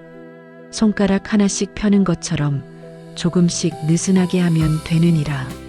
오늘 하루 이 한 가지만 조금 덜 집착해 보리라. 그렇게 시작하면 되느니라. 손가락 하나씩 펴는 것처럼. 이 비유가 얼마나 따뜻하고 현실적인지 느껴지십니까? 한꺼번에 다 내려놓으라는 것이 아닙니다. 오늘 하루 한 가지만 조금 느슨하게 해보는 것입니다. 자식에 대한 걱정을 오늘 하루만 조금 내려놓아 보는 것입니다.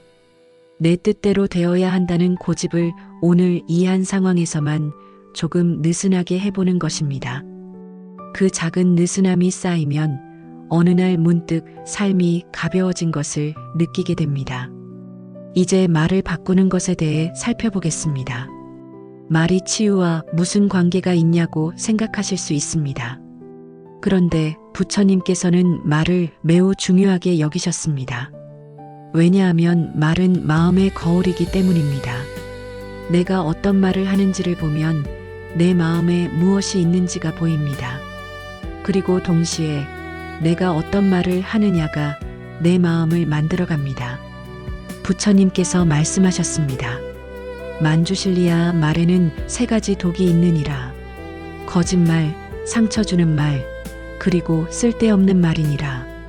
이 세 가지 독한 말이 자신을 해치고 타인을 해치며 그 해침이 다시 자신에게 돌아오느니라. 거짓말은 어렵지 않게 이해가 됩니다. 상처 주는 말도 마찬가지입니다. 그런데 쓸데없는 말은 어떤 말일까요? 부처님이 말씀하시는 쓸데없는 말은 험담과 불평과 부정적인 말들입니다. 저 사람은 왜 저러나, 세상이 왜 이 모양인가, 나는 왜 이렇게 운이 없나, 이런 말들입니다. 이 말들이 단순히 에너지를 낭비하는 것에 그치는 것이 아닙니다. 이런 말을 습관적으로 하는 사람은 그 말이 자신의 마음을 만들어갑니다. 부정적인 말을 자주 하면 세상이 부정적으로 보이기 시작합니다. 불평을 자주 하면 불평할 것이 점점 더 많이 보입니다. 반대로 감사하는 말, 좋은 말, 따뜻한 말을 자주 하면 그것이 마음을 만들어갑니다. 감사의 말이 입에서 자연스럽게 나오기 시작하면 감사할 것들이 보이기 시작합니다. 치유의 말이 있습니다. 그리고 병을 만드는 말이 있습니다. 오늘부터 자신이 하루 동안 어떤 말을 하는지 조금만 살펴보십시오. 불평이 많습니까? 감사가 많습니까? 비판이 많습니까? 인정이 많습니까? 두려움의 말이 많습니까? 희망의 말이 많습니까? 그 점검 자체가 이미 말을 바꾸는 시작입니다. 부처님은 또 이렇게 말씀하셨습니다. 말 가운데 가장 치유하는 힘을 가진 말이 있느니라. 그것은 부처님의 이름을 부르는 말이니라. 약사 열애불의 이름을 부르는 것이 왜 치유가 됩니까? 단순히 주문을 외우는 것이 아닙니다. 그 이름을 부를 때 우리는 그 이름이 담고 있는 모든 의미와 연결됩니다. 맑고 투명한 빛, 모든 고통을 치유하겠다는 약속, 중생을 향한 무한한 자비, 그 모든 것이 그 이름 속에 담겨 있습니다. 그 이름을 부를 때 우리의 마음은 그 의미를 향해 열립니다. 나무약 사유리 광열해. 이 6글자가 입에서 나올 때 그것은 단순한 소리가 아닙니다. 치유를 향해 마음을 여는 행위입니다. 그 약속에 나를 맡기겠다는 신뢰의 표현입니다. 이제 행동을 바꾸는 것에 대해 살펴보겠습니다. 부처님께서 말씀하셨습니다. 만주실리야, 마음이 바뀌고 말이 바뀌어도 행동이 바뀌지 않으면 반쪽짜리 치유이니라. 몸으로 짓는 행동이 실제 삶을 만들기 때문이니라. 행동을 바꾼다는 것은 무엇입니까? 약사 열애불의 가르침에서 행동의 변화는 크게 3가지로 나타납니다. 첫째는 몸을 돌보는 것입니다. 둘째는 남에게 베푸는 것입니다. 셋째는 수행하는 것입니다. 먼저 몸을 돌보는 것입니다. 이것이 당연한 말처럼 들리실 수 있습니다. 그런데 많은 분들이 정작 자신의 몸을 돌보는 것에 인색합니다. 가족을 위해서는 몸을 사리지 않으면서 정작 자신을 위해서는 아무것도 하지 않는 분들이 많습니다. 부처님의 가르침에서 이 몸은 소중한 것입니다. 이 몸이 있어야 수행도 하고 남을 도울 수도 있고 깨달음도 얻을 수 있기 때문입니다. 몸을 돌본다는 것은 지나친 음식을 줄이는 것, 충분한 휴식을 취하는 것, 자연 속에서 몸을 움직이는 것, 무리한 욕심으로 몸을 혹사하지 않는 것입니다.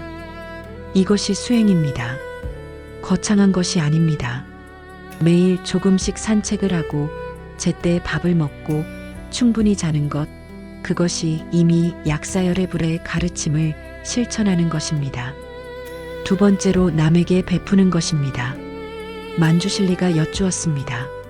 세존이시여, 내가 병들고 힘든데 어떻게 남에게 베풀 수 있겠습니까? 내 것도 부족한데 나누는 것이 가능합니까? 부처님께서 미소 지으시며 말씀하셨습니다. 만주실리야, 베풀문 크고 많은 것으로만 하는 것이 아니니라. 따뜻한 눈길 하나, 진심 어린 말 한마디, 작은 친절 하나도 베풀민이라. 그리고 신기한 것은 베풀 때 받는 이보다 베푸는 이가 더 많이 치유된다는 것이니라. 베풀 때 베푸는 사람이 더 치유된다. 이것을 어떻게 이해해야 할까요? 내가 아파서 신음할 때 내 안으로만 시선이 향합니다. 내 아픔, 내 걱정, 내 고통에만 집중하게 됩니다. 그런데 내 시선이 잠깐이라도 다른 사람을 향할 때 신기하게도 내 아픔이 잠시 잊어집니다. 타인을 위해 무언가를 할 때 나의 에너지가 살아납니다. 이것이 베풀매 치유력입니다. 아프고 힘들수록 자기 안으로만 움츠러들지 마십시오. 작은 것이라도 누군가에게 따뜻함을 건네보십시오. 그 따뜻함이 돌아와 나를 치유합니다. 세 번째로 수행하는 것입니다. 수행이라는 말이 어렵게 느껴지실 수 있습니다. 절에 가서 몇 시간씩 앉아서 명상해야 한다고 생각하실 수 있습니다. 그러나 부처님이 말씀하시는 수행은 훨씬 넓습니다. 일상 속에서 알아차림을 유지하는 것 자체가 수행입니다. 밥을 먹을 때 밥의 맛을 느끼며 먹는 것, 걸을 때 발이 땅에 닿는 감촉을 느끼며 걷는 것, 누군가의 말을 들을 때 진심으로 듣는 것, 이것들이 모두 수행입니다. 지금 이 순간에 머무르는 것, 과거의 후회나 미래의 걱정에서 벗어나 지금 여기에 있는 것, 그것이 일상 수행의 핵심입니다. 여기서 잠깐 이 세 가지 방법을 실제 삶에서 실천하신 분의 이야기를 들어보겠습니다. 인천에 사시는 60대 후반의 봉순 씨는 5년째 류마티스 관절염을 앓고 계셨습니다. 손가락 마디마디가 아프고 아침에 일어나면 한동안 손을 쥐었다 펴는 것도 힘들었습니다. 병원 치료를 꾸준히 받고 있었지만 완치는 어렵다는 말을 들었습니다. 봉순 씨는 어느 날 법문을 들으시다가 세 가지 방향의 치유를 접하셨습니다. 마음을 바꾸는 것, 말을 바꾸는 것, 행동을 바꾸는 것. 봉순 씨가 먼저 시작한 것은 말을 바꾸는 것이었습니다. 아침에 일어나면 습관적으로 손이 또 아프네. 오늘도 힘들겠다라고 말씀하시던 분이셨습니다. 그것을 바꾸기로 하셨습니다. 아침에 눈을 뜨면 이렇게 말씀하셨습니다. 오늘도 눈을 떴구나. 숨을 쉬고 있구나. 그것만으로도 감사하다. 처음에는 어색하고 억지스러웠습니다. 손은 여전히 아팠고 감사한 마음이 자연스럽게 생기지는 않았습니다. 그런데 한 달이 지나고 두 달이 지나면서 조금씩 달라지기 시작했습니다. 아침에 말이 달라지자 하루를 시작하는 마음이 달라졌습니다. 그리고 베풀물 시작하셨습니다. 손이 아프니 큰 것은 못하셨지만 아파트 복도에서 이웃을 만나면 먼저 인사를 건네셨습니다. 며느리에게 따뜻한 문자를 보내셨습니다. 손자에게 전화를 걸어 목소리를 들으셨습니다. 반년이 지났을 때 봉순 씨가 이런 말씀을 하셨습니다. 손은 아직도 아파요. 그런데 신기하게도 아픔이 예전만큼 무섭지 않아요. 아픔이 내 인생의 전부가 아니라는 것을 알게 된 것 같아요. 그리고 그렇게 생각하니까 아픔 속에서도 좋은 것들이 보이기 시작했어요. 봉순 씨의 이야기에서 중요한 것은 몸의 병이 완전히 나은 것이 아니라는 점입니다. 그런데 삶이 달라졌습니다. 아픔을 대하는 방식이 달라졌습니다. 그것이 바로 약사여랩을 가르침이 말하는 치유입니다. 병이 없어지는 것만이 치유가 아닙니다. 병 앞에서 무너지지 않는 것, 병과 함께 살면서도 삶의 아름다움을 잃지 않는 것, 그것이 더 깊은 의미의 치유입니다. 이제 기도에 대해 이야기하겠습니다. 많은 분들이 기도와 실천 중 어느 것이 더 중요하냐고 물으십니다. 부처님의 답은 명확합니다. 기도와 실천은 하나입니다. 둘이 아닙니다.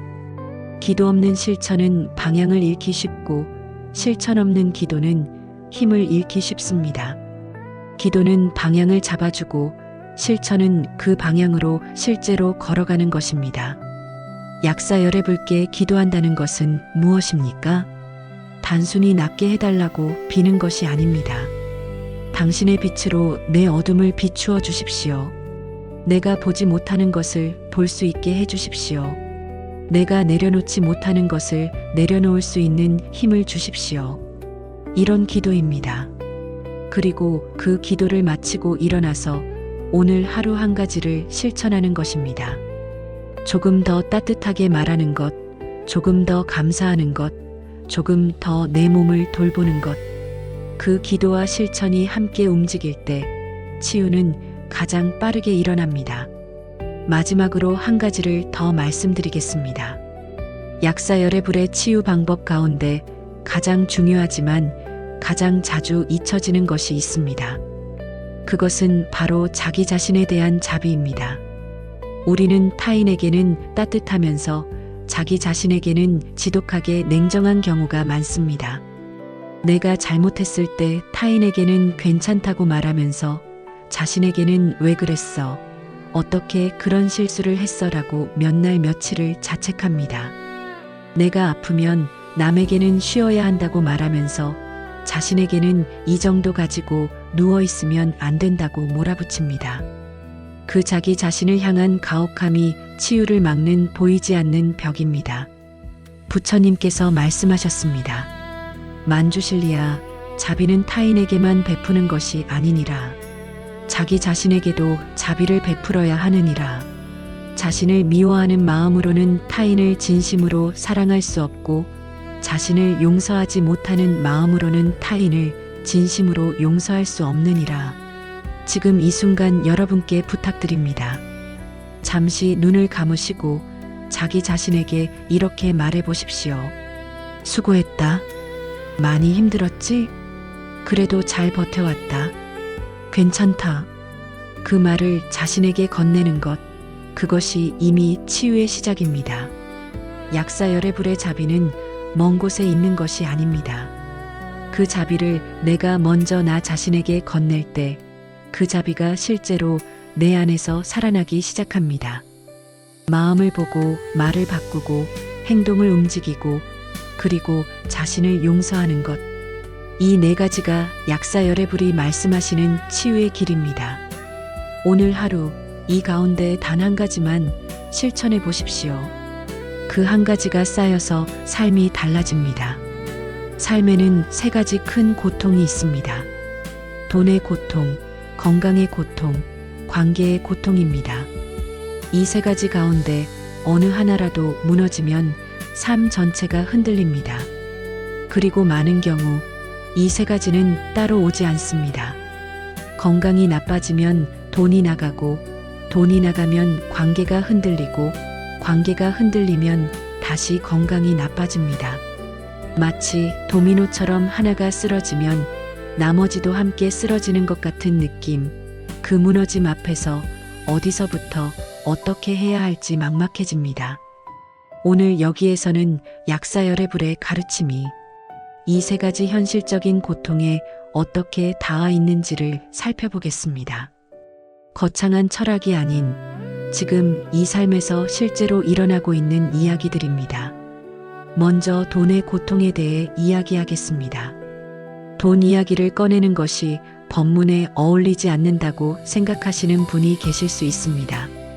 그러나 부처님은 단 한 번도 현실을 외면하신 적이 없으십니다. 중생이 굶주리면 먼저 배부르게 하겠다고 서원을 세우신 분이 약사열의 불입니다. 현실의 고통을 직시하는 것, 그것이 부처님의 방식입니다. 경기도 어느 도시에 사시는 60대 중반의 영식 씨 이야기를 들어보겠습니다. 영식 씨는 30년 넘게 작은 인쇄소를 운영하셨습니다. 처음에는 잘 되었습니다. 아이들 교육도 시키고 작은 집도 마련하고 그런 대로 살만했습니다. 그런데 디지털 시대가 오면서 인쇄 일감이 점점 줄어들었습니다. 버티고 버티다가 결국 60이 되던 해에 인쇄소 문을 닫았습니다. 빚이 남았습니다. 퇴직금도 없었습니다. 노후 준비도 제대로 되어 있지 않았습니다. 영식 씨는 밤마다 잠을 이루지 못하셨습니다. 내가 뭘 잘못한 걸까? 왜 나만 이렇게 됐을까? 앞으로 어떻게 살아야 하나? 그 생각들이 밤새 머릿속을 맴돌았습니다.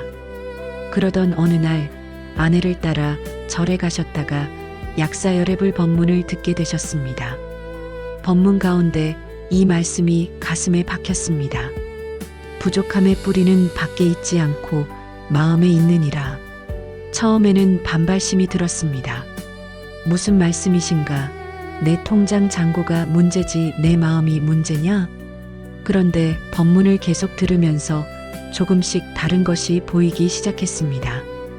영식 씨는 인쇄소가 잘 될 때도 잘 안 될 때도 항상 불안했습니다. 잘 될 때는 언제까지 계속될지 몰라서 불안했고 안 될 때는 더 안 될까봐 불안했습니다. 그 불안이 잘못된 선택들을 만들었습니다. 불안하니까 무리한 투자를 했고 불안하니까 사람을 믿지 못해서 좋은 기회들을 놓쳤습니다. 영식 씨는 이런 말씀을 하셨습니다. 돌이켜보니 내 삶에서 가장 큰 문제는 돈이 없었던 게 아니라 불안이 너무 컸던 것 같아요.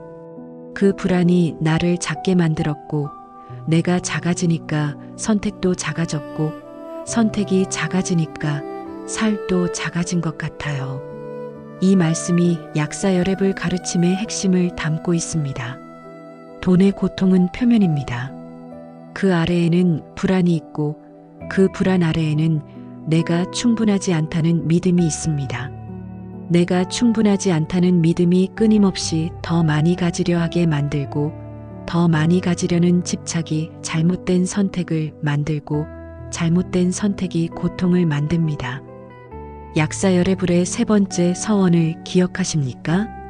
중생이 필요로 하는 것들을 모두 얻게 하리라는 서원이었습니다. 이 서원의 깊은 뜻은 외부의 것을 모두 채워주겠다는 것이 아닙니다. 내가 이미 충분하다는 것을 알게 하겠다는 것입니다. 충분함을 아는 마음, 그것이 진짜 풍요의 시작입니다. 그 마음이 생기면 선택이 달라지고 선택이 달라지면 삶이 달라집니다. 영식 씨는 이후 작은 것부터 시작하셨습니다. 아침에 일어나면 오늘도 숨을 쉰다. 밥을 먹을 수 있다. 아내가 옆에 있다. 그것들을 하나씩 세어보셨습니다. 그렇게 한 달을 지내셨을 때 작은 일자리 하나가 생겼습니다. 예전 같으면 이런 일을 내가 하나 하며 자존심이 상했겠지만 그때는 달랐습니다. 이것도 감사한 일이구나 하는 마음으로 시작하셨습니다. 그 마음이 일을 대하는 태도를 바꾸었고 태도가 바뀌자 주변 사람들이 영식 씨를 다르게 보기 시작했습니다. 돈이 먼저 해결된 것이 아니었습니다. 마음이 먼저 달라졌고 마음이 달라지자 삶이 조금씩 달라졌습니다. 이것이 약사열애불 가르침이 돈의 고통에 주는 답입니다. 이제 건강의 고통에 대해 이야기하겠습니다. 건강을 잃는다는 것은 단순히 몸이 아픈 것이 아닙니다. 내가 당연하게 누려오던 것들을 하나씩 잃어가는 경험입니다. 어제까지 걸을 수 있었는데 오늘은 걷기가 힘들고 어제까지 먹을 수 있었던 것이 오늘은 먹을 수 없게 되고 그 상실들이 쌓일 때 사람은 무너집니다. 충청도 어느 소도시에 사시는 70대 초반의 정순 씨 이야기입니다. 정순 씨는 2년 전에 뇌졸중으로 쓰러지셨습니다. 다행히 목숨은 건지셨지만 왼쪽 팔과 다리에 마비가 남았습니다. 재활 치료를 받으셨지만 완전히 회복되지는 않았습니다. 정순 씨가 가장 힘든 것은 몸의 불편함이 아니었습니다. 가족들에게 짐이 된다는 느낌이었습니다.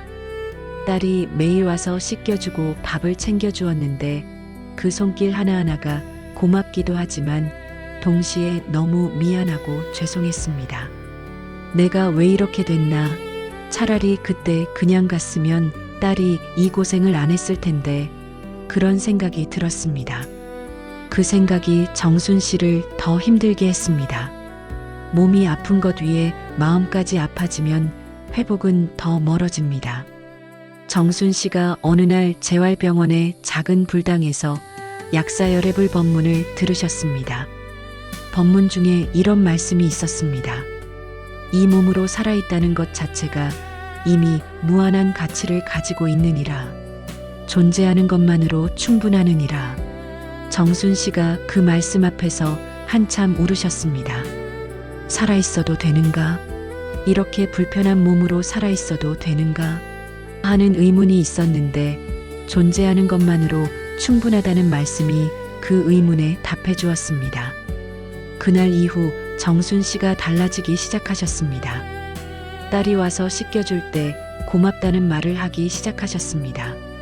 전에는 미안함에 그 말을 잘 못하셨는데 법문을 들은 뒤부터는 진심으로 고맙다고 말씀하셨습니다. 딸이 나중에 이런 말을 했습니다. 엄마가 고맙다는 말을 하시기 시작하면서 저도 달라졌어요. 전에는 의무감으로 왔는데 이제는 진짜 보고 싶어서 와요. 관계가 달라진 것입니다. 몸은 여전히 불편했지만 관계가 달라지자 삶의 질이 달라졌습니다. 정순 씨의 재활 속도도 의사들이 놀랄 만큼 빨라졌습니다. 담당 의사가 말했습니다. 마음이 편안해지면 신체 회복 속도가 달라집니다. 이것을 의학적으로도 설명할 수 있지만 결국 약사열애불이 이미 말씀하신 것입니다. 마음이 치유되면 몸도 따라서 치유된다고. 건강의 고통 앞에서 약사열애불 가르침은 이렇게 말합니다. 지금 이 몸의 상태가 나의 가치를 결정하지 않는다고. 아픈 몸으로도 아름다운 삶을 살 수 있다고. 그리고 마음이 열리면 몸도 따라서 열린다고. 이제 관계의 고통에 대해 이야기하겠습니다. 사람 사이의 상처는 어떤 몸의 병보다 깊고 오래갑니다. 특히 가장 가까운 사람에게 받은 상처는 더욱 그렇습니다. 가족에게 받은 상처, 자식에게 느끼는 서운함, 배우자와의 오래된 갈등, 형제자매 사이의 금이 간 관계. 이것들이 오랫동안 마음속에 쌓여 있을 때 그것은 분명히 몸의 병으로도 나타납니다. 강원도 어느 마을에 사시는 70대 중반의 순자 씨 이야기입니다. 순자 씨에게는 50대 중반의 아들이 하나 있었습니다. 그 아들이 20년 전에 집을 나갔습니다. 어머니가 마음에 들지 않는 며느리를 반대했고 아들은 어머니의 반대를 무릅쓰고 결혼했습니다. 그 이후로 관계가 멀어졌습니다. 명절에도 오지 않았고 연락도 뜸했습니다. 순자 씨는 겉으로는 괜찮은 척 하셨지만 속으로는 날마다 그 상처를 곱씹으셨습니다. 내가 뭘 잘못했나? 내 아들인데 왜 나를 이렇게 대하나? 그 며느리 때문에 내 아들을 잃었다. 그 원망이 20년 동안 쌓였습니다. 그 원망이 어느 순간부터 몸에 나타나기 시작했습니다. 소화가 안 되고 가슴이 답답하고 이유 없이 눈물이 났습니다. 병원에서는 특별한 원인을 찾지 못했습니다. 순자 씨가 절의 법문 자리에 나오시기 시작한 것은 이런 몸 상태 때문이었습니다. 법문에서 이런 말씀을 들으셨습니다. 원망은 가장 독한 독이니라. 원망하는 마음이 가장 먼저 해치는 것은 원망을 받는 사람이 아니라 원망을 품은 사람 자신이니라. 이 말씀이 처음에는 억울했습니다. 내가 피해자인데 왜 내가 원망을 놓아야 하느냐? 그런데 법문을 계속 들으시면서 조금씩 다른 시각이 열리기 시작했습니다. 아들이 나를 떠난 것이 전적으로 며느리 때문인가? 내가 며느리를 대했던 방식이 아들을 힘들게 하지는 않았는가? 나는 항상 옳았는가? 그 질문들이 불편했습니다. 그러나 그 질문들이 20년 된 상처를 건드렸습니다. 순자 씨가 어느 날 저녁 약사열애불 앞에 앉아서 처음으로 이렇게 기도하셨습니다. 제가 잘못한 것이 있다면 볼 수 있게 해주십시오. 그 기도를 마치고 일어나셨을 때 가슴 한쪽이 조금 가벼워진 느낌이 드셨습니다. 그리고 며칠 후 20년 만에 처음으로 아들에게 전화를 하셨습니다. 잘 있니? 밥은 먹고 사니? 그 말만 하셨습니다. 아들이 한참 아무 말을 못하다가 네, 잘 있어요. 어머니도 잘 계세요라고 답했습니다. 짧은 통화였습니다. 그런데 그 통화 이후 순자 씨의 몸이 달라지기 시작했습니다. 소화가 되기 시작했습니다. 가슴 답답함이 줄어들었습니다. 잠이 잘 왔습니다. 20년 동안 몸속에 쌓였던 원망이 그 짧은 전화 한 통으로 조금씩 녹기 시작한 것입니다. 관계의 고통에서 약사여랩을 가르침이 말하는 핵심은 무엇입니까? 용서입니다. 그런데 여기서 오해하지 않으셔야 할 것이 있습니다. 용서는 상대방을 위한 것이 아닙니다. 나를 위한 것입니다.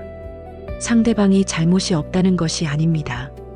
상대방의 잘못과 상관없이 내가 그 원망을 계속 품고 살 때 가장 크게 다치는 것은 나 자신이라는 것입니다. 용서는 그 원망의 짐을 내려놓는 것입니다. 상대방을 위해 내려놓는 것이 아니라 내 몸과 마음을 위해 내려놓는 것입니다. 만주실리가 부처님께 여쭈었습니다.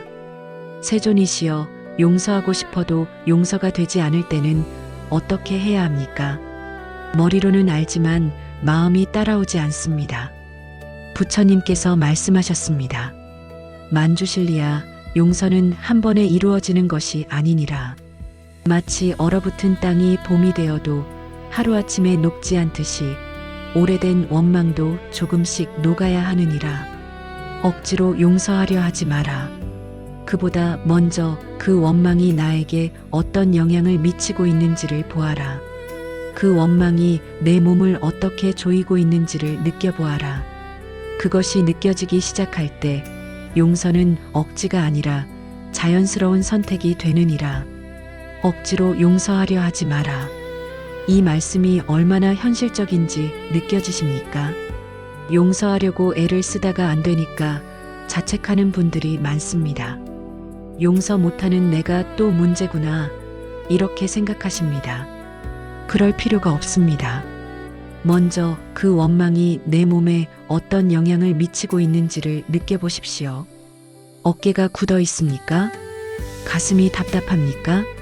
소화가 잘 안 됩니까? 그것이 오랫동안 품어온 원망과 연결되어 있을 수 있습니다. 그 연결을 느끼기 시작하면 용서는 상대방을 위한 숭고한 행위가 아니라 나 자신을 위한 치유의 행위로 보이기 시작합니다. 그때 용서가 자연스러워집니다. 이제 이 세 가지 고통, 돈의 고통과 건강의 고통과 관계의 고통을 하나로 묶는 공통점을 말씀드리겠습니다. 이 세 가지 고통의 뿌리는 모두 하나입니다. 나와 세상을 잘못 보는 것입니다. 돈의 고통은 내가 부족하다는 잘못된 믿음에서 옵니다. 건강의 고통은 내 몸의 상태가 내 가치라는 잘못된 믿음에서 옵니다. 관계의 고통은 상대방이 달라져야 내가 행복할 수 있다는 잘못된 믿음에서 옵니다. 이 잘못된 믿음들을 바꾸는 것이 약사여랩을 가르침의 핵심입니다. 나는 이미 충분합니다. 내 몸이 어떤 상태이든 나는 가치 있는 존재입니다. 상대방이 달라지지 않아도 나는 평안할 수 있습니다. 이 세 가지 믿음이 마음속에 자리를 잡기 시작할 때 돈과 건강과 관계의 고통은 다른 모습으로 보이기 시작합니다. 고통이 사라지는 것이 아닐 수도 있습니다. 그러나 그 고통에 끌려가지 않게 됩니다. 고통 속에서도 삶의 아름다움이 보이기 시작합니다. 그것이 약사여레불이 말씀하시는 진짜 치유입니다. 지금 이 순간 여러분의 삶에서 가장 아픈 곳이 어디입니까? 돈입니까? 건강입니까? 관계입니까? 그 아픔을 잠시 들여다보십시오. 그 아픔 아래에 어떤 믿음이 있습니까? 그 믿음을 약사여레불의 빛으로 비추어 보십시오. 어쩌면 그 믿음이 진실이 아니라는 것이 보이기 시작할 것입니다. 그 보임이 치유의 시작입니다. 긴 여정이었습니다. 약사여레불이 어떤 분이신지를 알았습니다. 12가지 서원이 우리 삶에 어디에 닿아 있는지를 보았습니다. 병의 진짜 뿌리가 어디에 있는지를 살펴보았습니다. 치유의 방법이 무엇인지를 배웠습니다. 그리고 돈과 건강과 관계라는 현실의 고통 속에서 그 가르침이 어떻게 작동하는지를 함께 느꼈습니다. 이제 마지막 질문이 남아 있습니다. 진짜 치유란 무엇입니까? 병이 낫는 것이 치유입니까? 통장에 돈이 채워지는 것이 치유입니까? 관계가 회복되는 것이 치유입니까? 물론 그것들도 소중합니다. 그것들을 바라는 마음이 잘못된 것이 아닙니다. 그러나 부처님께서 말씀하시는 진짜 치유는 그것보다 훨씬 깊은 곳에 있습니다. 오늘 마지막 이야기에서 그 깊은 곳으로 함께 내려가 보겠습니다. 부처님께서 마지막 법문을 마치시기 전 제자들과 함께 조용히 앉아 계시던 날이 있었습니다. 석양이 지고 있었습니다. 황금빛 노을이 숲 위로 내려앉고 있었습니다. 그 고요한 시간에 아난다가 조심스럽게 여쭈었습니다. 세존이시여, 저는 오랫동안 부처님 곁에서 가르침을 들어왔습니다. 그런데 솔직히 말씀드리면 아직도 두려움이 있습니다. 병이 두렵고 늙는 것이 두렵고 죽는 것이 두렵습니다. 부처님의 가르침을 이토록 오래 들었는데도 이 두려움이 사라지지 않습니다. 저는 아직 멀었습니까? 아난다의 이 질문은 참으로 용감한 질문입니다. 오랫동안 부처님 곁에 있었던 제자가 솔직하게 자신의 두려움을 고백한 것입니다. 그리고 이 질문은 오늘 이 법문을 듣고 계신 많은 분들의 마음이기도 합니다. 법문을 들어도 여전히 두렵습니다. 기도를 해도 여전히 걱정이 됩니다. 수행을 해도 여전히 불안합니다.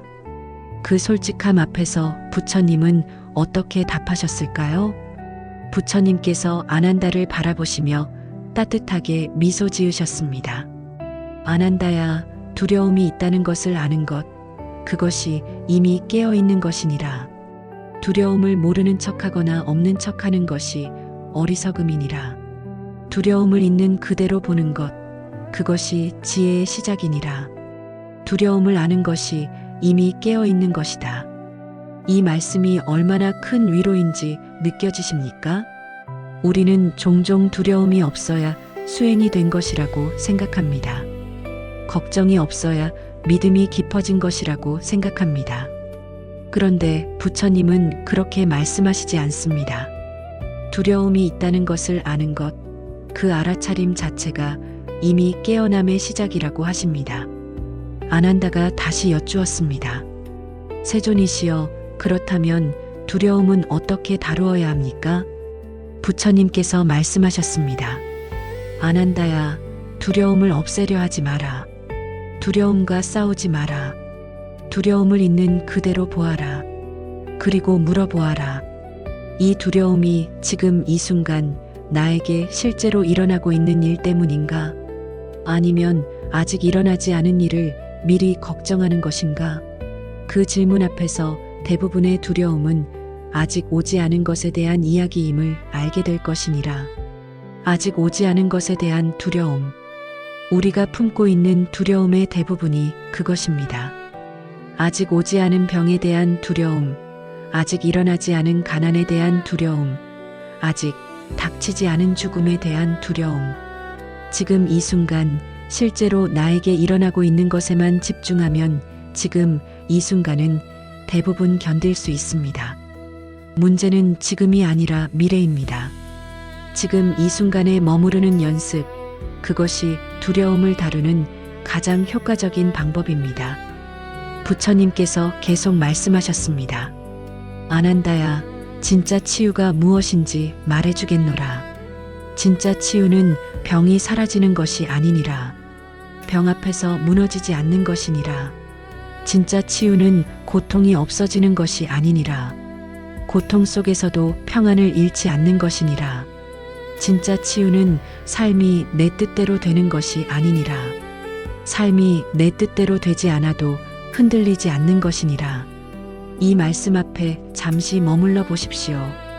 병이 사라지는 것이 아니라 병 앞에서 무너지지 않는 것. 고통이 없어지는 것이 아니라 고통 속에서도 평안을 잃지 않는 것.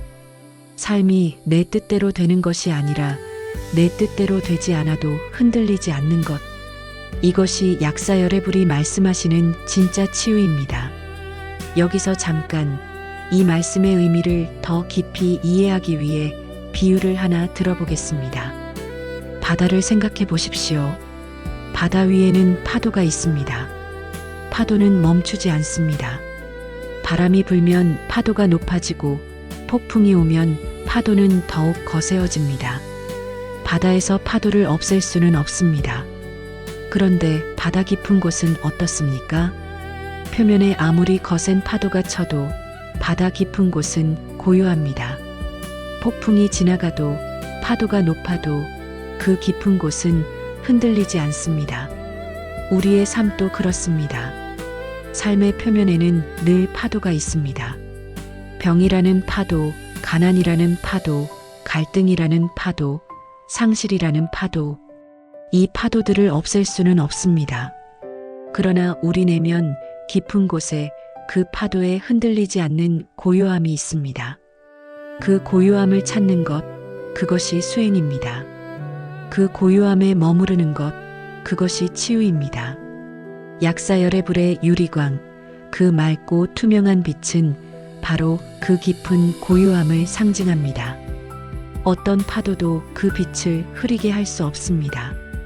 어떤 폭풍도 그 빛을 꺼뜨릴 수 없습니다. 그 빛이 우리 안에 있습니다. 원래부터 있었습니다. 다만 우리가 파도에 정신이 팔려서 그 빛을 잊고 있었을 뿐입니다. 약사열의 불께 기도한다는 것은 그 잊혀진 빛을 다시 기억하는 것입니다. 이제 이 긴 법문을 마무리하기 전에 실천으로 가져가실 수 있는 것들을 정리해 드리겠습니다. 첫 번째입니다. 매일 아침 눈을 뜨면 오늘 하루 살아있음에 감사하는 말을 입 밖으로 내어 보십시오. 말이 마음을 만든다는 것을 기억하십시오. 감사의 말이 감사의 마음을 만들고 감사의 마음이 치유의 문을 엽니다. 처음에는 억지스러워도 괜찮습니다. 한 달만 해보십시오. 달라지는 것을 느끼실 것입니다.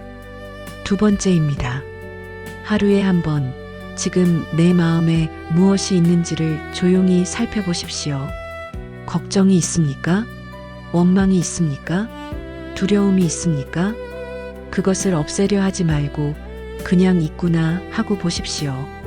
알아차림이 쌓이면 그 감정들의 힘이 약해집니다.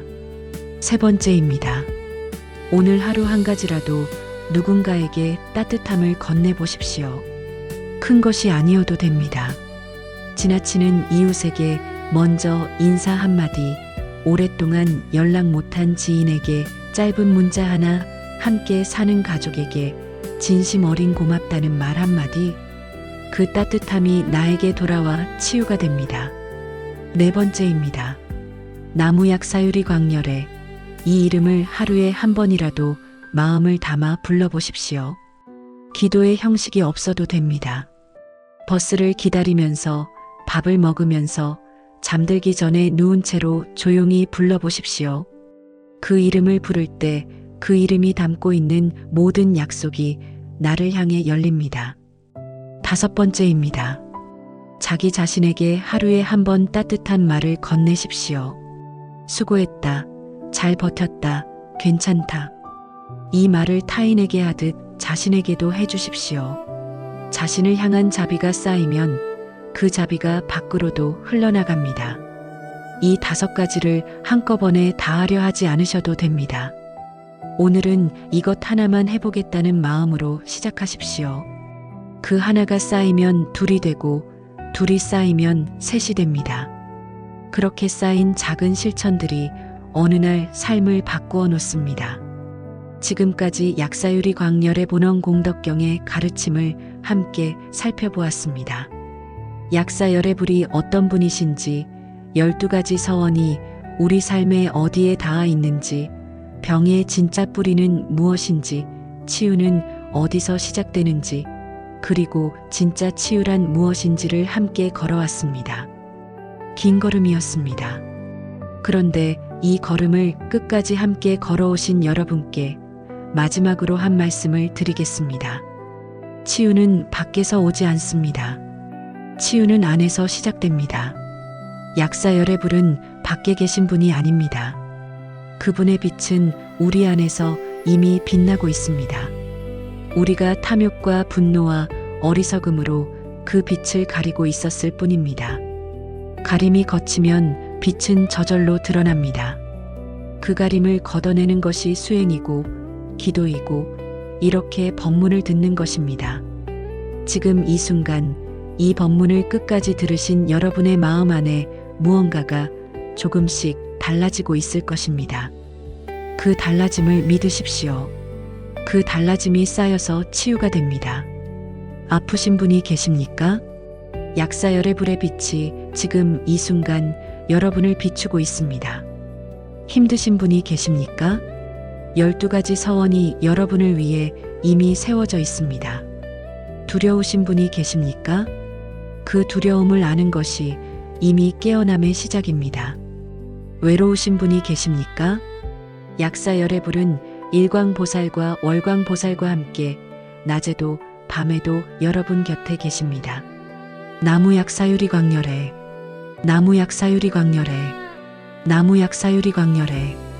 이 이름을 부르는 그 순간 여러분은 혼자가 아닙니다. 오늘 이 법문이 여러분의 삶에 작은 씨앗 하나를 심었기를 바랍니다. 그 씨앗이 천천히 그러나 반드시 싹을 틔울 것입니다.